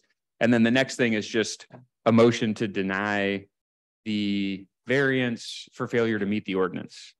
And so all of a sudden, the applicant challenges and the court looks at it and it's like as defending that zoning board of appeals, you're trying to argue that the record includes the minutes. The minutes clearly indicate a consensus was a denial on like this fact or this piece. But you run the risk that an applicant and that a judge is going to say, well, we don't really know what facts you applied to what standards. So you didn't follow law. You didn't follow proper procedure. And so maybe you're subject to, I had an instance of this. And fortunately, the judge actually did not reverse us. What the judge looked at in the minutes is says, this is a part of the record. It's a little ambiguous. What I'm going to do is remand it back to the zoning board of appeals. And I want them to specifically articulate in these minutes what findings go to what standards. Put that in a decision, ship it back to me. And when I get it back, I'll decide if I think you comported with law. I think that was a pretty generous judge who gave us the opportunity to remand it back. Basically, what the applicant said was you're giving them a second bite at the apple to fix their decision. They should have got it right the first time. So you should reverse them and give me my permit, right? So I don't know that all judges would be that friendly. But that's a good example of a remand for failing to sort of articulate the findings under each standard, which we've got here in a slide or two, and getting sort of an adverse result from the circuit court. Now, we did get the right result at the end of the day, but even that process took 8 months and it took briefing and it took 3 hearings and all that cost money and time. And so if you can get it right the first time, we're all better off. Good question. Any other questions? Other thing to remember about the record and the judicial review piece, which on appeal, your lawyers will argue back and forth about is, report from Ryan or a report from Cindy, that's a part of the record. So if they've got recommendations and findings on the standards and maybe we disagree with Ryan's findings and we want to go in a different direction, then, those are good places where you should be articulating exactly why that factual finding you're taking in a different direction. The key to remember is that your zoning administrators are here to sort of help you process the application, give you something to work from when you get to the meeting, but certainly they're not the ones that were appointed to the zoning board of appeals. And so you're the one who has the authority to exercise as a zoning board of appeals member, the discretion you have to decide if the standards are met. But I have seen the situation where, all the public comments are in favor, the application appears to apply, the zoning administrator's report says the standards are met, and then out comes a decision that the zoning board of appeals denies it. And it's like the whole record is going in the other direction. And so, the applicant just grabs on to all of that information that said, oh, the city attorney said this was met and the city zoning administrator said this was met. And so there must have been some personal animus towards me and they didn't articulate anything else. And so, they want to reverse it. And that might not at all be the case. It might be the case that we totally miss some particular issue that the zoning board of appeals are aware of because you're in the community, you have specific knowledge about the property, which if you do, you should place on the record to make it sure it's in the record, right? And so that may be why. But if you don't articulate it, the court don't know, and you sort of subject yourself to potentially being reversed or getting a remand to clarify that issue. Also, public comments are in the record. You probably all realize that, but public comments that are made at the public hearing are in the record. Written submissions. So all of our public hearing notices will typically say you can submit a written hearing notice up to 4 p.m. of the day of the hearing or 5 p.m. of the day of the hearing. All of that stuff is then a part of the record. So you as zoning board of appeals members are going to have, under the law, the judge is going to assume you read those and you considered those. Now, a lot of us, and when I say us, I mean communities, we read those into the record or we share the fact that so-and-so sent a letter, so-and-so sent a letter. But even if that's not the practice that you do, you will be presumed to have included that in the record and to have considered it. Any other questions or thoughts on the record and judicial review? Okay. Standing. I feel like in this room, I shouldn't be the one talking about standing because I think there's others that are probably have spent much more of their time and energy on this issue. But, I think for purposes of the case that you have in the local community, the Supreme Court's decision is more on point for them than for most zoning board of appeals decisions. I think for most zoning board of appeals decisions, you're going to end up as standing, having this let me back up a minute. Does everybody understand the standing problem with aggrieved party? Because you're like, you sort of are the community that's most sophisticated on probably reading this in the news and understanding what's going on, right? So there's this question of what does the term aggrieved party or aggrieved person mean in the Zoning Enabling Act, meaning who gets to take an appeal of a zoning board of appeals decision. And we always think of it as being the applicant. That's sort of the de facto situation. If they request something and you deny it, you sort of aggrieve them and they have a special interest, a particular injury. And so I don't know that you will find any court saying they don't have standing to appeal it. They're the one who started the process. But then the zoning ordinance doesn't say a lot about what's the nexus once you get past the property that's subject to the request that's entitled to take an appeal. And that's really the area that gets litigated. And standing gets litigated in zoning board of appeals cases all the time. Prior to the Saugatuck Dunes Coastal Alliance case, one of the things that was particularly unique for non-interested property owners that were not immediately adjacent to the property subject to the request was this general discussion that, you know what, we probably shouldn't grant them standing because they are subject to the same injury and interest as everybody else in the community. It was kind of this idea that once you get past a few properties away from what's going on, you're just similarly situated like everybody else, so denied. So good example, denied meaning that you don't have standing, you can't challenge the decision and your case is out. Good example on two cases that I had issued before Saugatuck Dunes Coastal came out is in communities that were doing turbine siting projects. And I think it's particularly interesting because you can really see the impact of what would have happened pre-Saugatuck Dunes and what's potentially the result before.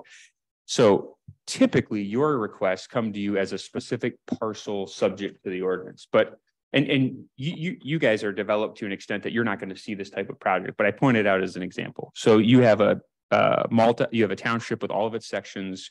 And in every section, you have turbines being proposed under one special use permit. So 18 turbines, right? All turbines exceed the height of the FAA, which require lighting. That lighting then blinks at night.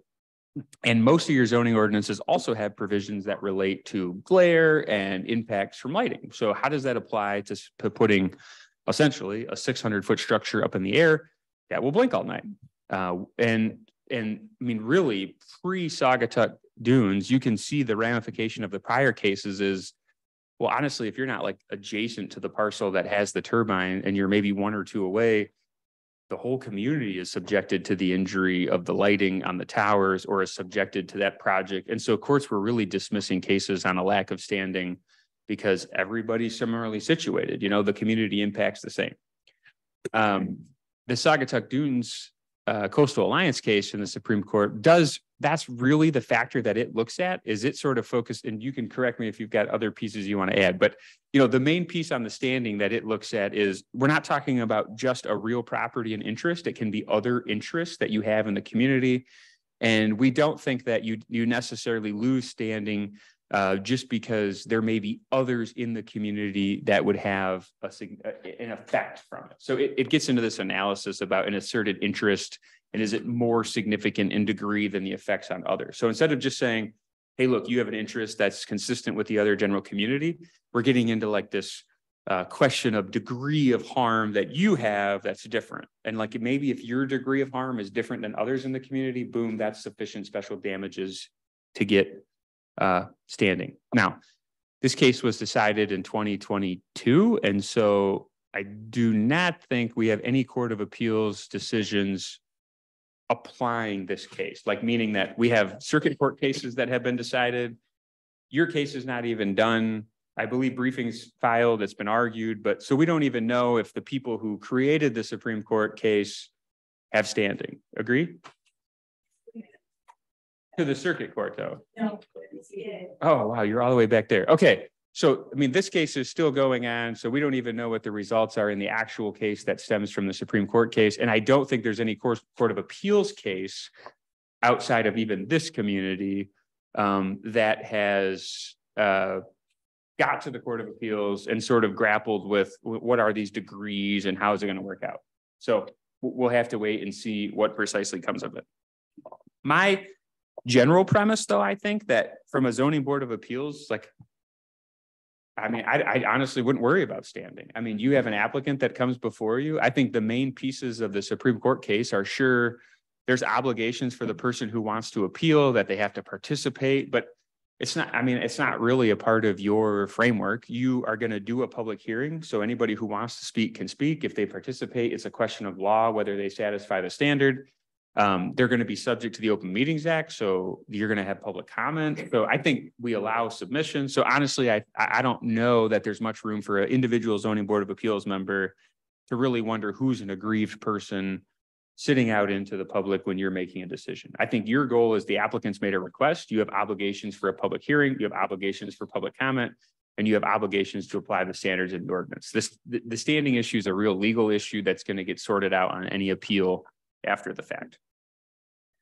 The one interesting thing that could come, I guess, from standing that I suspect I would start to see post Saugatuck Dunes is, I think you're going to start to see people, this may be the one thing that changes for you guys, is having the public hearing and the public comment, is I could see people getting up and sort of telling you in their public comment facts and bases that are going to align with factors that they think would fall under the Supreme Court case, right? If that makes sense. Like, I'm going to get up in my public comment, and when I'm talking about the blinking lights on the turbines, I'm going to probably put now in my public comment pieces as to why the lights are particularly problematic for me and not Hannah, who's also in the township, and, you know, put that in the record so that when you go up on appeal, that information's there. But other than that, I don't think you're going to see a lot of issue. We got the slide on special damages as well. Also, that's a scope inquiry for the court that's going to come up as a part of these cases, and we'll sort of see where it goes. General sort of traditional zoning board of appeals requests, though, for purposes of a property owner who gets denied an application, no impact. Real property owners that are going to be immediately adjacent to the project that have some impact if you approve it, or et cetera, I think still no impact. Probably going to, I don't know that the standing analysis is going to cause an impact for them either. It really becomes as you get the second parcel away, the third parcel away, or you're on a really large parcel and, you know, it's attenuated across the corners of it or something. So any questions on that? ZBA decisions, procedures, and process. So we talk about the procedures and process piece because really, I already mentioned this in the outset, but I just want you all to have decisions. You need to have written decisions. You need to have factual findings that are based on the standards. That really is the best procedure for purposes of ensuring that you end up with a final decision that would withstand any potential appeal. The other things that I think I talk about with respect to process is like deliberating on the question that's before you. And I see zoning board of appeals do it a couple different ways. So some zoning board of appeals, they take the standard and they just deliberate each standard at a time. That's fine. You can go standard 1, deliberate, reach a consensus, go standard 2, deliberate, reach a consensus, 3, 4. And then once you've all deliberated on that, you can compile the findings into the decision and then, you know, approve your decision or whatever the answer is. The other way that I've seen it done is you do end up with, you go to the zoning board of appeals and somebody is so comfortable with the facts of it. It's like they just literally, you get some deliberation and then they make a motion with all the factual findings for the standards. Like I'm making a motion that it should be denied, that it you know, it was self-created because they're the ones who did the lot split. I also don't think it's a unique circumstance because they're in a land use district with parcel sizes that are the same with everybody around them. And the other two factors, I think, they maybe would satisfy those and it's approved, right? And then you have a deliberation, a roll call vote. And I think if you get someone who makes a motion, I would, during the deliberation, advise you to put at least a question on the floor to say, look, are we adopting this motion with these findings as part of a written decision so that you could sort of amend that motion and indicate that, okay, true, here's the motion, here's the findings, but we understand that the zoning board of appeals is giving authority to your zoning administrator or somebody to articulate that into a final decision that's going to be issued that evening. The written decision is helpful because it brings finality to you. You don't have to come back and approve the minutes and then start the clock. Now, that goes to the point about which we've talked about a lot of these pieces. So I won't harp on them too long, but the next slide, the bulletproofing of decisions. A couple of these that I want to point out, I think, you know, use and rely on experts. So zoning administrator, expert planner, expert legal counsel, expert. I mean, you can, if you have an application, and I think, the city does a good job of seeing these applications and think, okay, this is something that we're probably going to get questions on or whatever. But I can think of some meetings where, it's totally appropriate that when it comes in front of the body, they're like, what historically have we done here? Or do you have data on this? And it's fine. You could table, you have the authority to table it and bring it back. Now, a lot of times for procedure purposes, if you table something, understand that a lot of people think the next meeting is also a public hearing. I think since you are a body that does everything with public hearings, realize that you can bring the application forward, have the request, the appeal, whatever it is, interpretation presented, hold the public hearing, because the whole point of the public hearing is for those people who brought the request forward to speak on it, the public to speak on it, and then you close the public hearing. You can then deliberate on everything you heard at the public hearing and decide, you know what, we need more information, whether it's from the applicant, whether it's from the zoning administrators. When you come back the next time, you're not subject to the public hearing notice requirements. You now have continued that discussion. You're going to be subject to the Open Meetings Act, et cetera. Then, of course, the other one, avoid exclusionary zoning. I think the result there is if you're getting into this use analysis and you have someone who has a demonstrated need for something, the zoning ordinance is going to cause an issue with providing for it. You'd be able to that would be a basis to look at your use variance piece. Otherwise, that's not going to be relevant to most of the stuff you do. I have a slide on conflicts of interest, so I'll talk about that then, but obviously avoid conflicts of interest, meaning you declare those conflicts. Even if I think you believe there maybe would have the appearance of a conflict, you can disclose the conflict, have your fellow board members vote on it, make it a part of your record. I got an example of that. We did in a case on a different county on the east side, and it actually worked out quite well in front of the judge. He sort of appreciated what we'd accomplished. So, and I think that's basically it. The other pieces I talked about. Okay, conflicts of interest. So you guys, I know what the city situation is, which I have in the slides, but do you have bylaws? Township, Douglas? And in your bylaws, do you have conflict of interest provisions? You define what they are? So most zoning board of appeals bylaws will define conflicts of interest. In the city, we actually have the conflict of interest provisions that are sitting within two pieces of the charter themselves, which are pretty applicable to what is going to be required and what you will see in most of your zoning board of appeals bylaws. Conflicts of interest they come up all the time because I think applicants forget that communities are small. You are before your local community asking for a request. It's not uncommon that someone knows someone, lives next to a parcel, et cetera. Now, zoning board of appeals are in a particularly unique circumstance because you have this nowhere else in the zoning realm, which is that you have alternates. Like we don't get to have alternates for the planning commission. We only get to have alternates for the zoning board of appeals. And I think, the alternates piece is very helpful. It's actually even provided for in the statute in that you are entitled to, if you have a conflict, still see a full board of the zoning board of appeals as it relates to an alternate.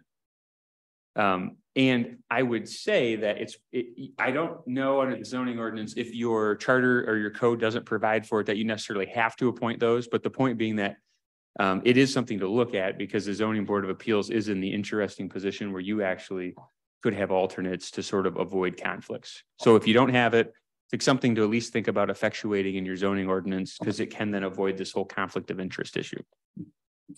The conflict of interest issue is also a little bit more relevant for zoning boards of appeals because you end up with liaisons from your other bodies, right? So you've got a planning commissioner on your zoning board of appeals, and you might be looking at an appeal from the planning commission. And so that planning commissioner is not supposed to be involved in reviewing the appeal that's before them on the zoning board of appeals. So you could institute an alternate, seat someone who's not on the planning commission to hear that appeal, or otherwise you would have sort of less than your full membership. Now, just a quick comment in here about the lack of the full membership. Everybody knows you have to have a quorum to do business, right? So you could have a situation, and we've had a handful of times over the last decade or so where you literally, because of conflicts, end up being unable to seat a quorum of the zoning board of appeals. So there is a rule, and I won't dwell on it too much, but it's in the slides, the rule of necessity that basically allows you to all declare your conflicts and still seat a full membership, even with those conflicts, so long as you can still rule without prejudice or bias, and then move forward and decide what to do. The rule of necessity kind of speaks for itself. It's saying that we would never want conflicts to decide a decision, but for the fact that you have no body left. And if you have nobody left, we have to do something. And so the rule gets instituted. It's going to be super rare in your instances because you have to have a project that's basically so big or located in an area where you're going to conflict out several zoning board of appeals members. You'd have to have some bad luck with everybody living next to each other that happens to be within the notice range or something of the decision. But it's possible, and there is state law that even if you don't have it in your local ordinances, you could rely upon to effectuate that. Now, for those of you who have it in your bylaws, if you go to the next slide, you don't have to worry about this as much, but for the city, it's actually not specifically stated in your bylaws. But what I like about the city's provisions is that they cover the general pieces of what you're going to see in all conflicts of interest. Generally speaking, what our sections look to for purposes of rule of procedure is family interests. So if you have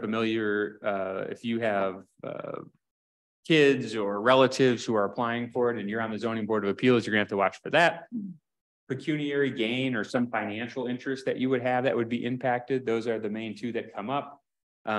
This one doesn't have a particularly on-point section related to if you're within the actual notice area of the public hearing, but you will see that some of you might have in your bylaws, it'll say, if you are a member that's within even the notice distance, they consider that to be close enough that maybe you would be deemed to have a conflict and be conflicted out. It's a little bit less applicable, maybe more rare for some bylaws, but the city's provisions are kind of those main ones. No financial benefits, no voting on family members, no causing undue duress, even if you're on there, and then you can't be derived any profit or benefits from it. Now, the one that is interesting in the city code, which is that for purposes of the rules of procedure, this is for the city council, they have their own rules of procedure. If we were to apply this to the ZBA, it says that conflicts of interest as to whether you abstain are binding by the city attorney. What I think is also a practice that I've seen in many communities is, again, if you think you have the appearance of a conflict, like for instance, you guys don't have the notice issue. So if it's, Jim is directly adjacent to the property within the notice district, and maybe he comes and says, look, this zoning board of appeals would expand a deck on the backyard that is adjacent to my property, which could cause lighting glare in the evening, or maybe they're going to have a jacuzzi out there that would disrupt me.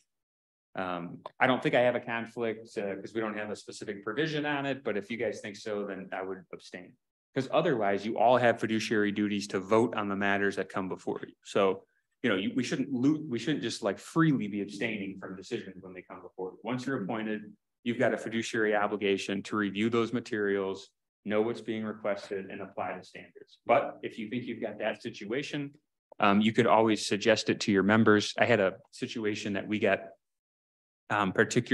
sued on, actually, with a decision from a body where the individual member was probably more than 1,000 feet away, but the use that was up for discussion had some very intense components. There was going to be rock crushing, there was going to be the making of concrete, and it was an industrial district adjacent to a residential use. And the buffering situation was a little tight as far as what sort of had been provided in the land use planning. And so they had claimed, because he had provided notice to people in the area beyond the 300 feet, right? They got notice for 300 feet, but beyond the 300 feet, which is still in that residential area, nobody gets notice. Of course, he knows the area because he's 1,000 or whatever feet away. So he just goes and lets people know that this application's been filed.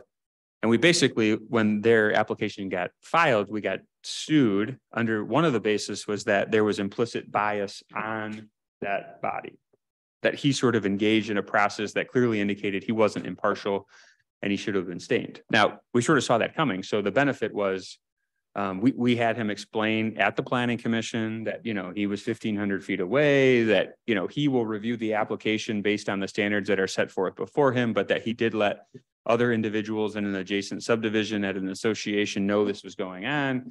And the planning commission literally deliberated on it at the outset of the meeting, right? Because you shouldn't be deliberating on a project if you're going to abstain. If you're going to abstain, no deliberation, you should just probably remove yourself from the table. So they ended up voting on it, put it in the record, and by the time it got to the judge was like, yeah, I mean, you can't just say because somebody's close or they know about a project or talk to somebody in the community about the project that there's some implicit personal bias that et cetera. So good example there. Another reason to make findings, and it goes back to that bulletproofing decisions, declare your conflicts, make the findings in the minutes. I talked about the alternate members and I talked about the rule of necessity. We'll go to ex parte communications.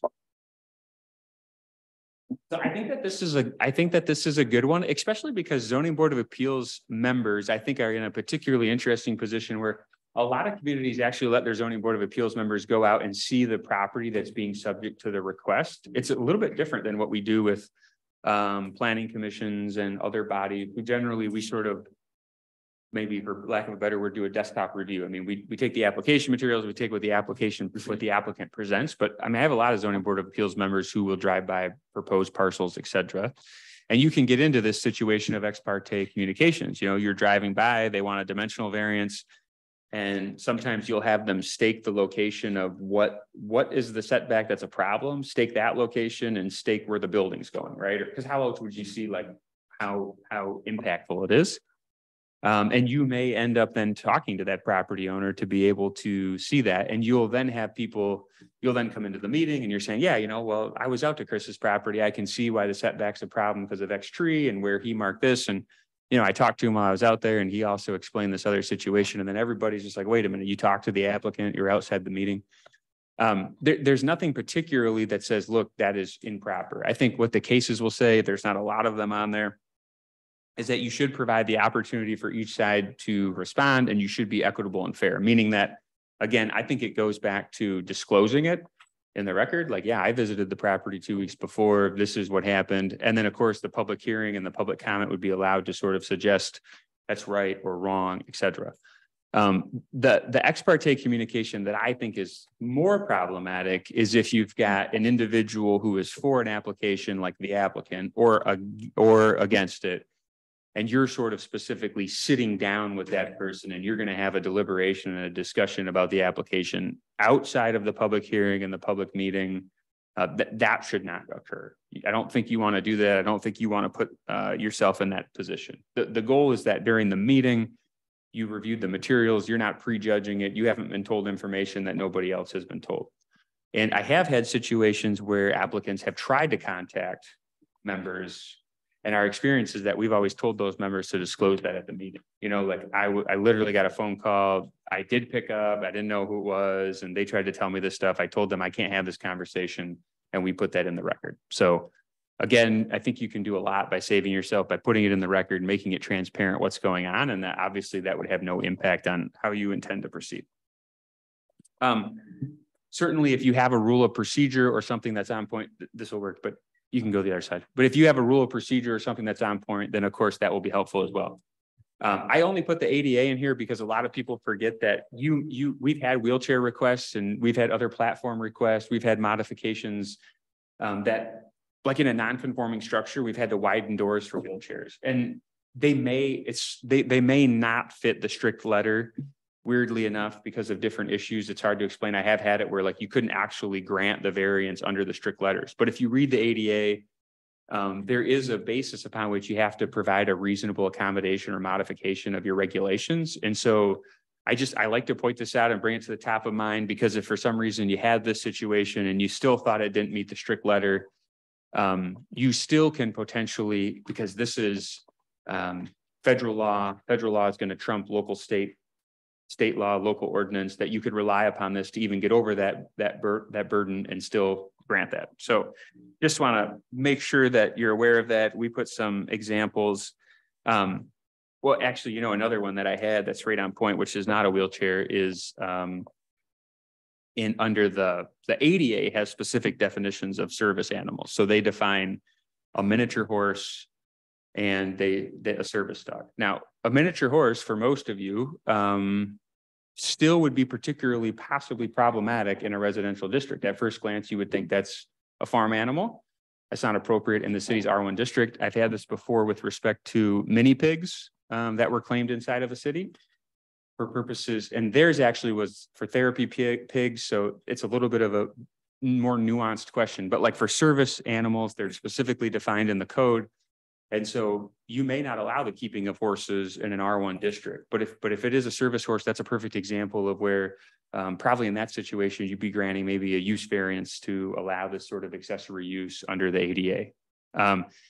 Second, and of course, you're not going to satisfy the strict 4 standards because it's not like it's necessary. There's other permitted uses, right? So you fail the standards and it would be appropriate to grant it. The next one, the Fair Housing Act, gets into sort of broader terms. ADA is very specific about service animals. So even under the Fair Housing Act, you do have to make a reasonable accommodations as necessary to provide disabled individuals with equal housing. So very similar standard from a zoning context. It can be applied very similarly. That's the situation where like mini pigs who are therapy animals can still be provided a reasonable accommodation if necessary for purposes of allowing someone to have appropriate access and use of the house. Any questions on those? I think it's common. I mean, honestly, it's common sense, but I just bring to top of mind that those statutes exist and you can rely upon them to. I did have one question. Yes. So on like a horse, can we then attach it to the person who, while they live in that dwelling, and then once they move out versus the actual? Yeah, I think that's I think that's a fair condition. I think you could also even look at conditions so long as they're reasonable as it would relate to the keeping of it. Like maybe you're going to say, you know, we would like the pen to be more than 50 feet from the part. That's probably too much for most parcels, but whatever. Maybe it's a 5-yard setback and you want to say, you know, at least put the keeping pen 15 feet away from the neighbors. And yeah, that, you know, this use ceases at the time that the applicant moves out, et cetera.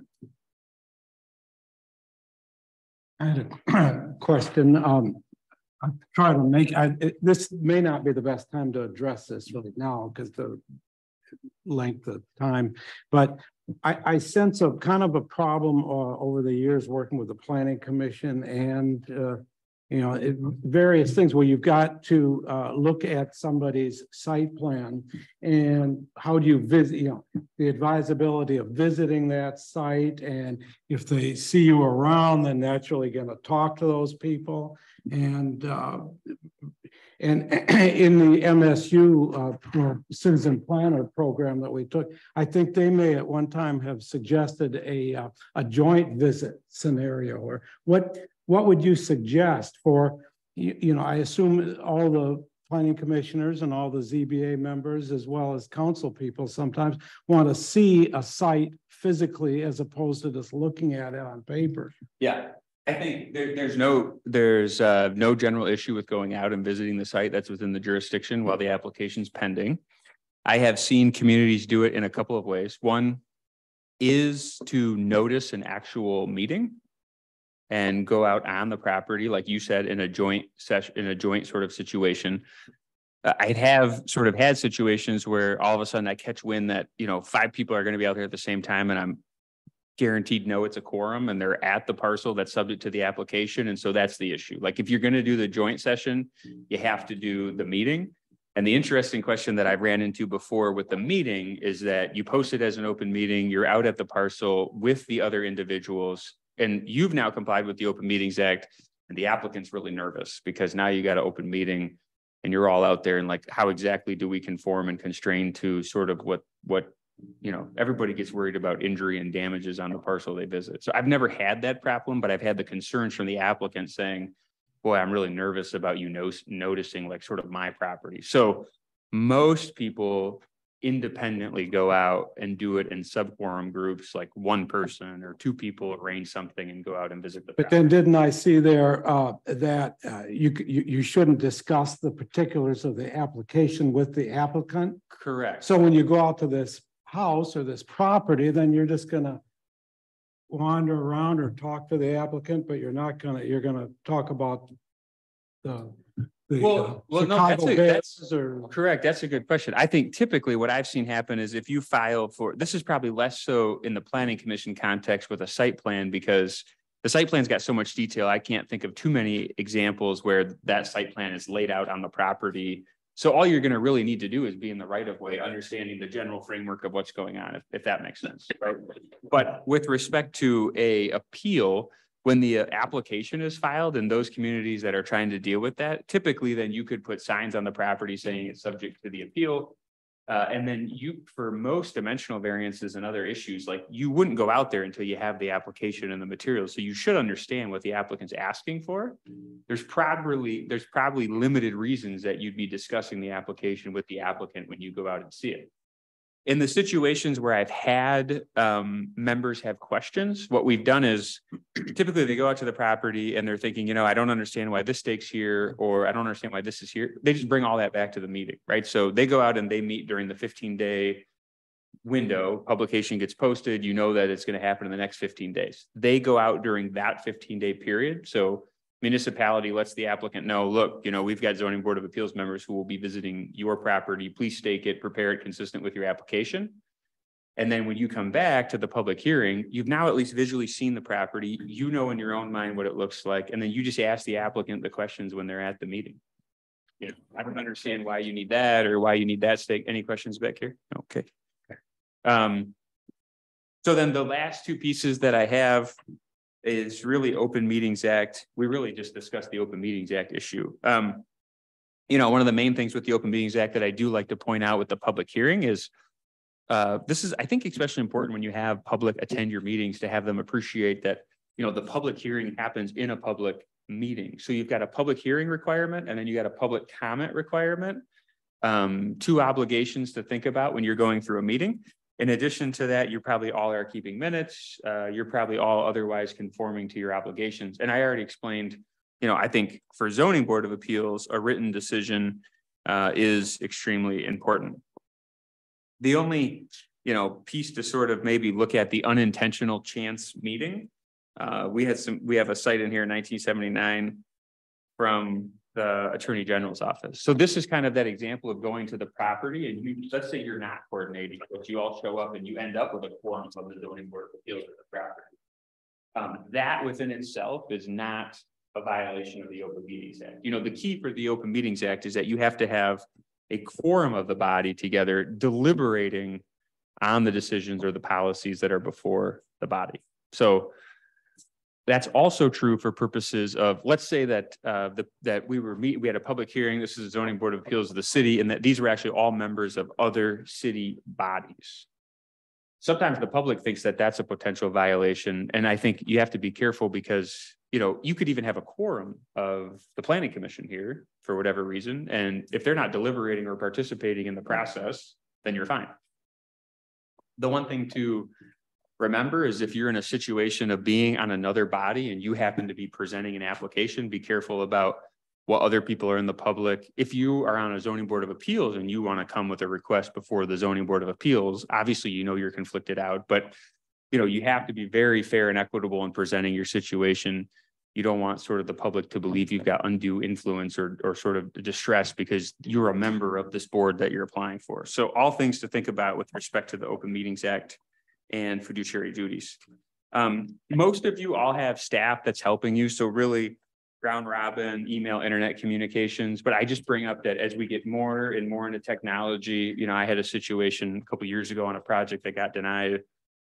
And after we got sued and discovery got started, I wasn't aware of it, but we figured out that a quorum was, you know, they're like texting. And it was sort of like two texts going to one person. Someone else had a text chain on the same phone going to two other people.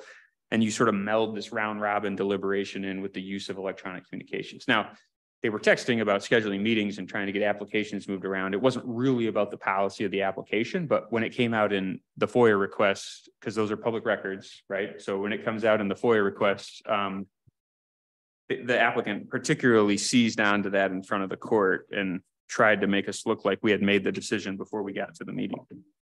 So are we okay doing group email just to say who could make it? Do we have a quorum, or should that be a blind CC and we just respond to Ryan? So typically what I would say is that Ryan, I think on just purposes of finding a quorum, you probably can email, but I would generally practice would be no. What I would say is you have a zoning administrator. I'd say zoning administrator says, look, we have a meeting with action, you know, whatever that could be scheduled, coordinate with the chair. And if you guys are going to hold that meeting, you send an email out and then they should all respond back and say, and respond to Ryan, right, on a blind carbon copy to everybody else that, yes, we're going to make it.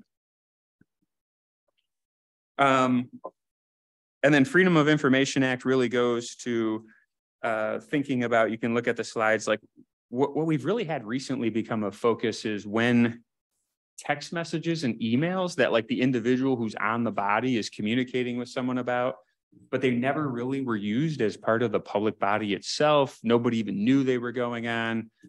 We've had people like request, you know, Ryan's a member, and so he texts his wife that he's going to be home late for dinner because their hearing is running long. And then we've got somebody, you know, trying to FOIA request Ryan's text messages. And it's like, well, look, you know, like the public body, they weren't even a part of the public body. They're not a part of the public record. They're on his personal phone.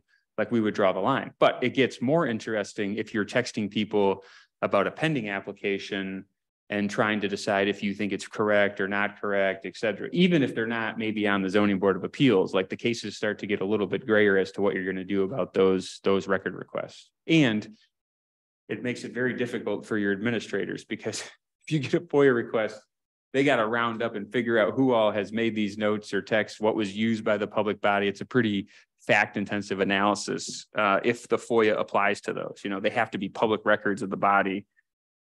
Generally, they're not, but if you end up getting text between board members, you may run into that situation. So be thoughtful of that. Questions? Yes.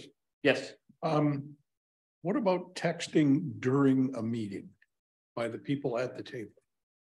Texting during a meeting by the people. So I think well, first of all, generally speaking, there's nothing that's going to stop you from texting during a meeting. I just provided a good example, you know. I'm going to the planning commission meeting at 7. My son goes down at 7:30. My wife will probably text me and wonder if I'm going to make it home. The answer is going to be no. I know that, but I'll still get text. And if I text her back because I'm not going to make his bedtime, like I don't think that's a record that's subject to disclosure into the FOIA.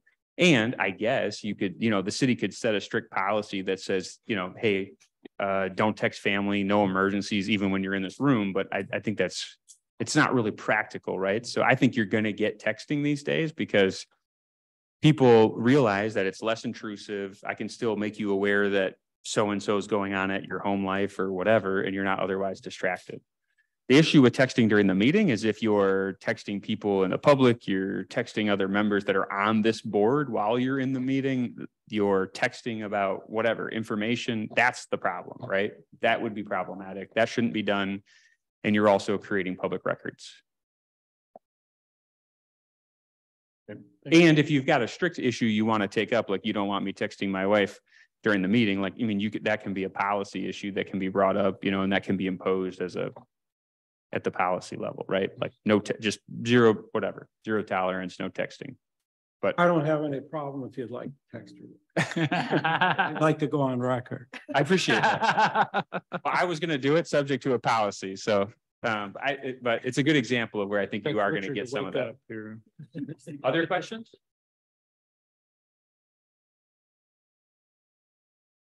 None? Everybody's good? Pretty good. Okay.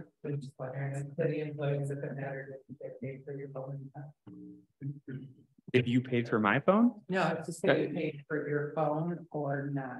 No, I don't know if everybody remembers Hillary Clinton. But honestly, that's like that's the best example that was in the news, taking documents that are public record documents, putting them on other servers, like they're still subject to the enhanced public disclosure requirements. So the only part that's interesting, if you look at the FOIA on the public records, it talks about whether it's been used by, in the control of, or possession of the public body. So if it's on a personal device, you sort of don't satisfy 2 of the clauses that are in there, but it still then talks about the extent to which it's used by. Now, I think there's an interesting question currently under some Court of Appeals decisions if like I could really even FOIA request Ryan's phone anyways for purposes of things that he did do for work, because he's not technically a public body. But it's an open question. It's an interesting area in the law right now. But generally speaking, if you're texting personal phone, non-city business, or even city business that's not deliberating towards a public policy and a public body, I'd say no. Other questions? None? Wow, Patterson covered it all. That's a lot. We know everything. Can we, Ryan, or can we get a email copy of this so that we can have our own? Yeah, you read it at home and make it a little bit larger print? Sure. Yeah, I think, I've got it. I can convert, or I can convert the section that we sent you into a PDF that's full slides. I mean, that's what I did, and we can send a full whatever. Yeah, and then anybody in the audience that wants to leave their email that would like a copy, if you could leave it with Ryan, I would think that would be a suggestion so that you have it, or you know, like Cindy can have it and send it out to her group, or however you might want to do that. Somebody like. Yeah, I can send it to Cindy and I'm sorry, what was it? Joe. So Joe's the new planning and zoning administrator in the city of Village of Douglas. So I get it to Welcome, Joe Joe. too. So, Welcome, Joe. yes. So. Read about you in the paper.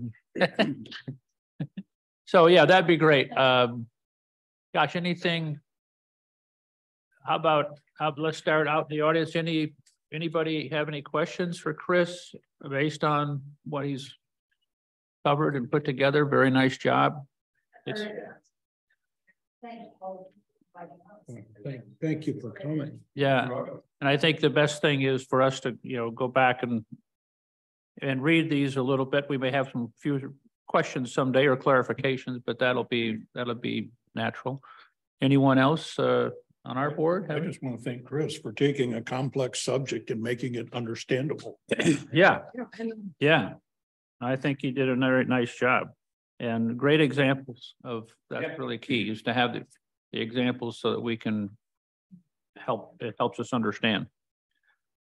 Anything else, Ryan, you know of that we need to go through? I want to thank you guys for also whoever thought about bringing some food. I think that was a surprise to all of us, other than thinking water. Yeah, well, Chris, that's right. Chris, Thank your city attorneys. Yeah. Chris is paying for it. Well, Well, the city's paying for it, but it goes around. Yeah. We worked it out as a team, but there's plenty left. So I'll see if we have some like storage bags or something like that you can please take some home. We don't want it to go to waste. So yeah, feel free. There's lots of cookies up there and yeah, planning commission, I'm sure will like a couple cookies or something. I keep them all sweet. So The taxpayers. All right. Let's wrap it up. If there's nothing else and nothing else amongst the zoning board, I will call the meeting closed on the zoning board informal session here. Thank you, everybody. Okay. Thank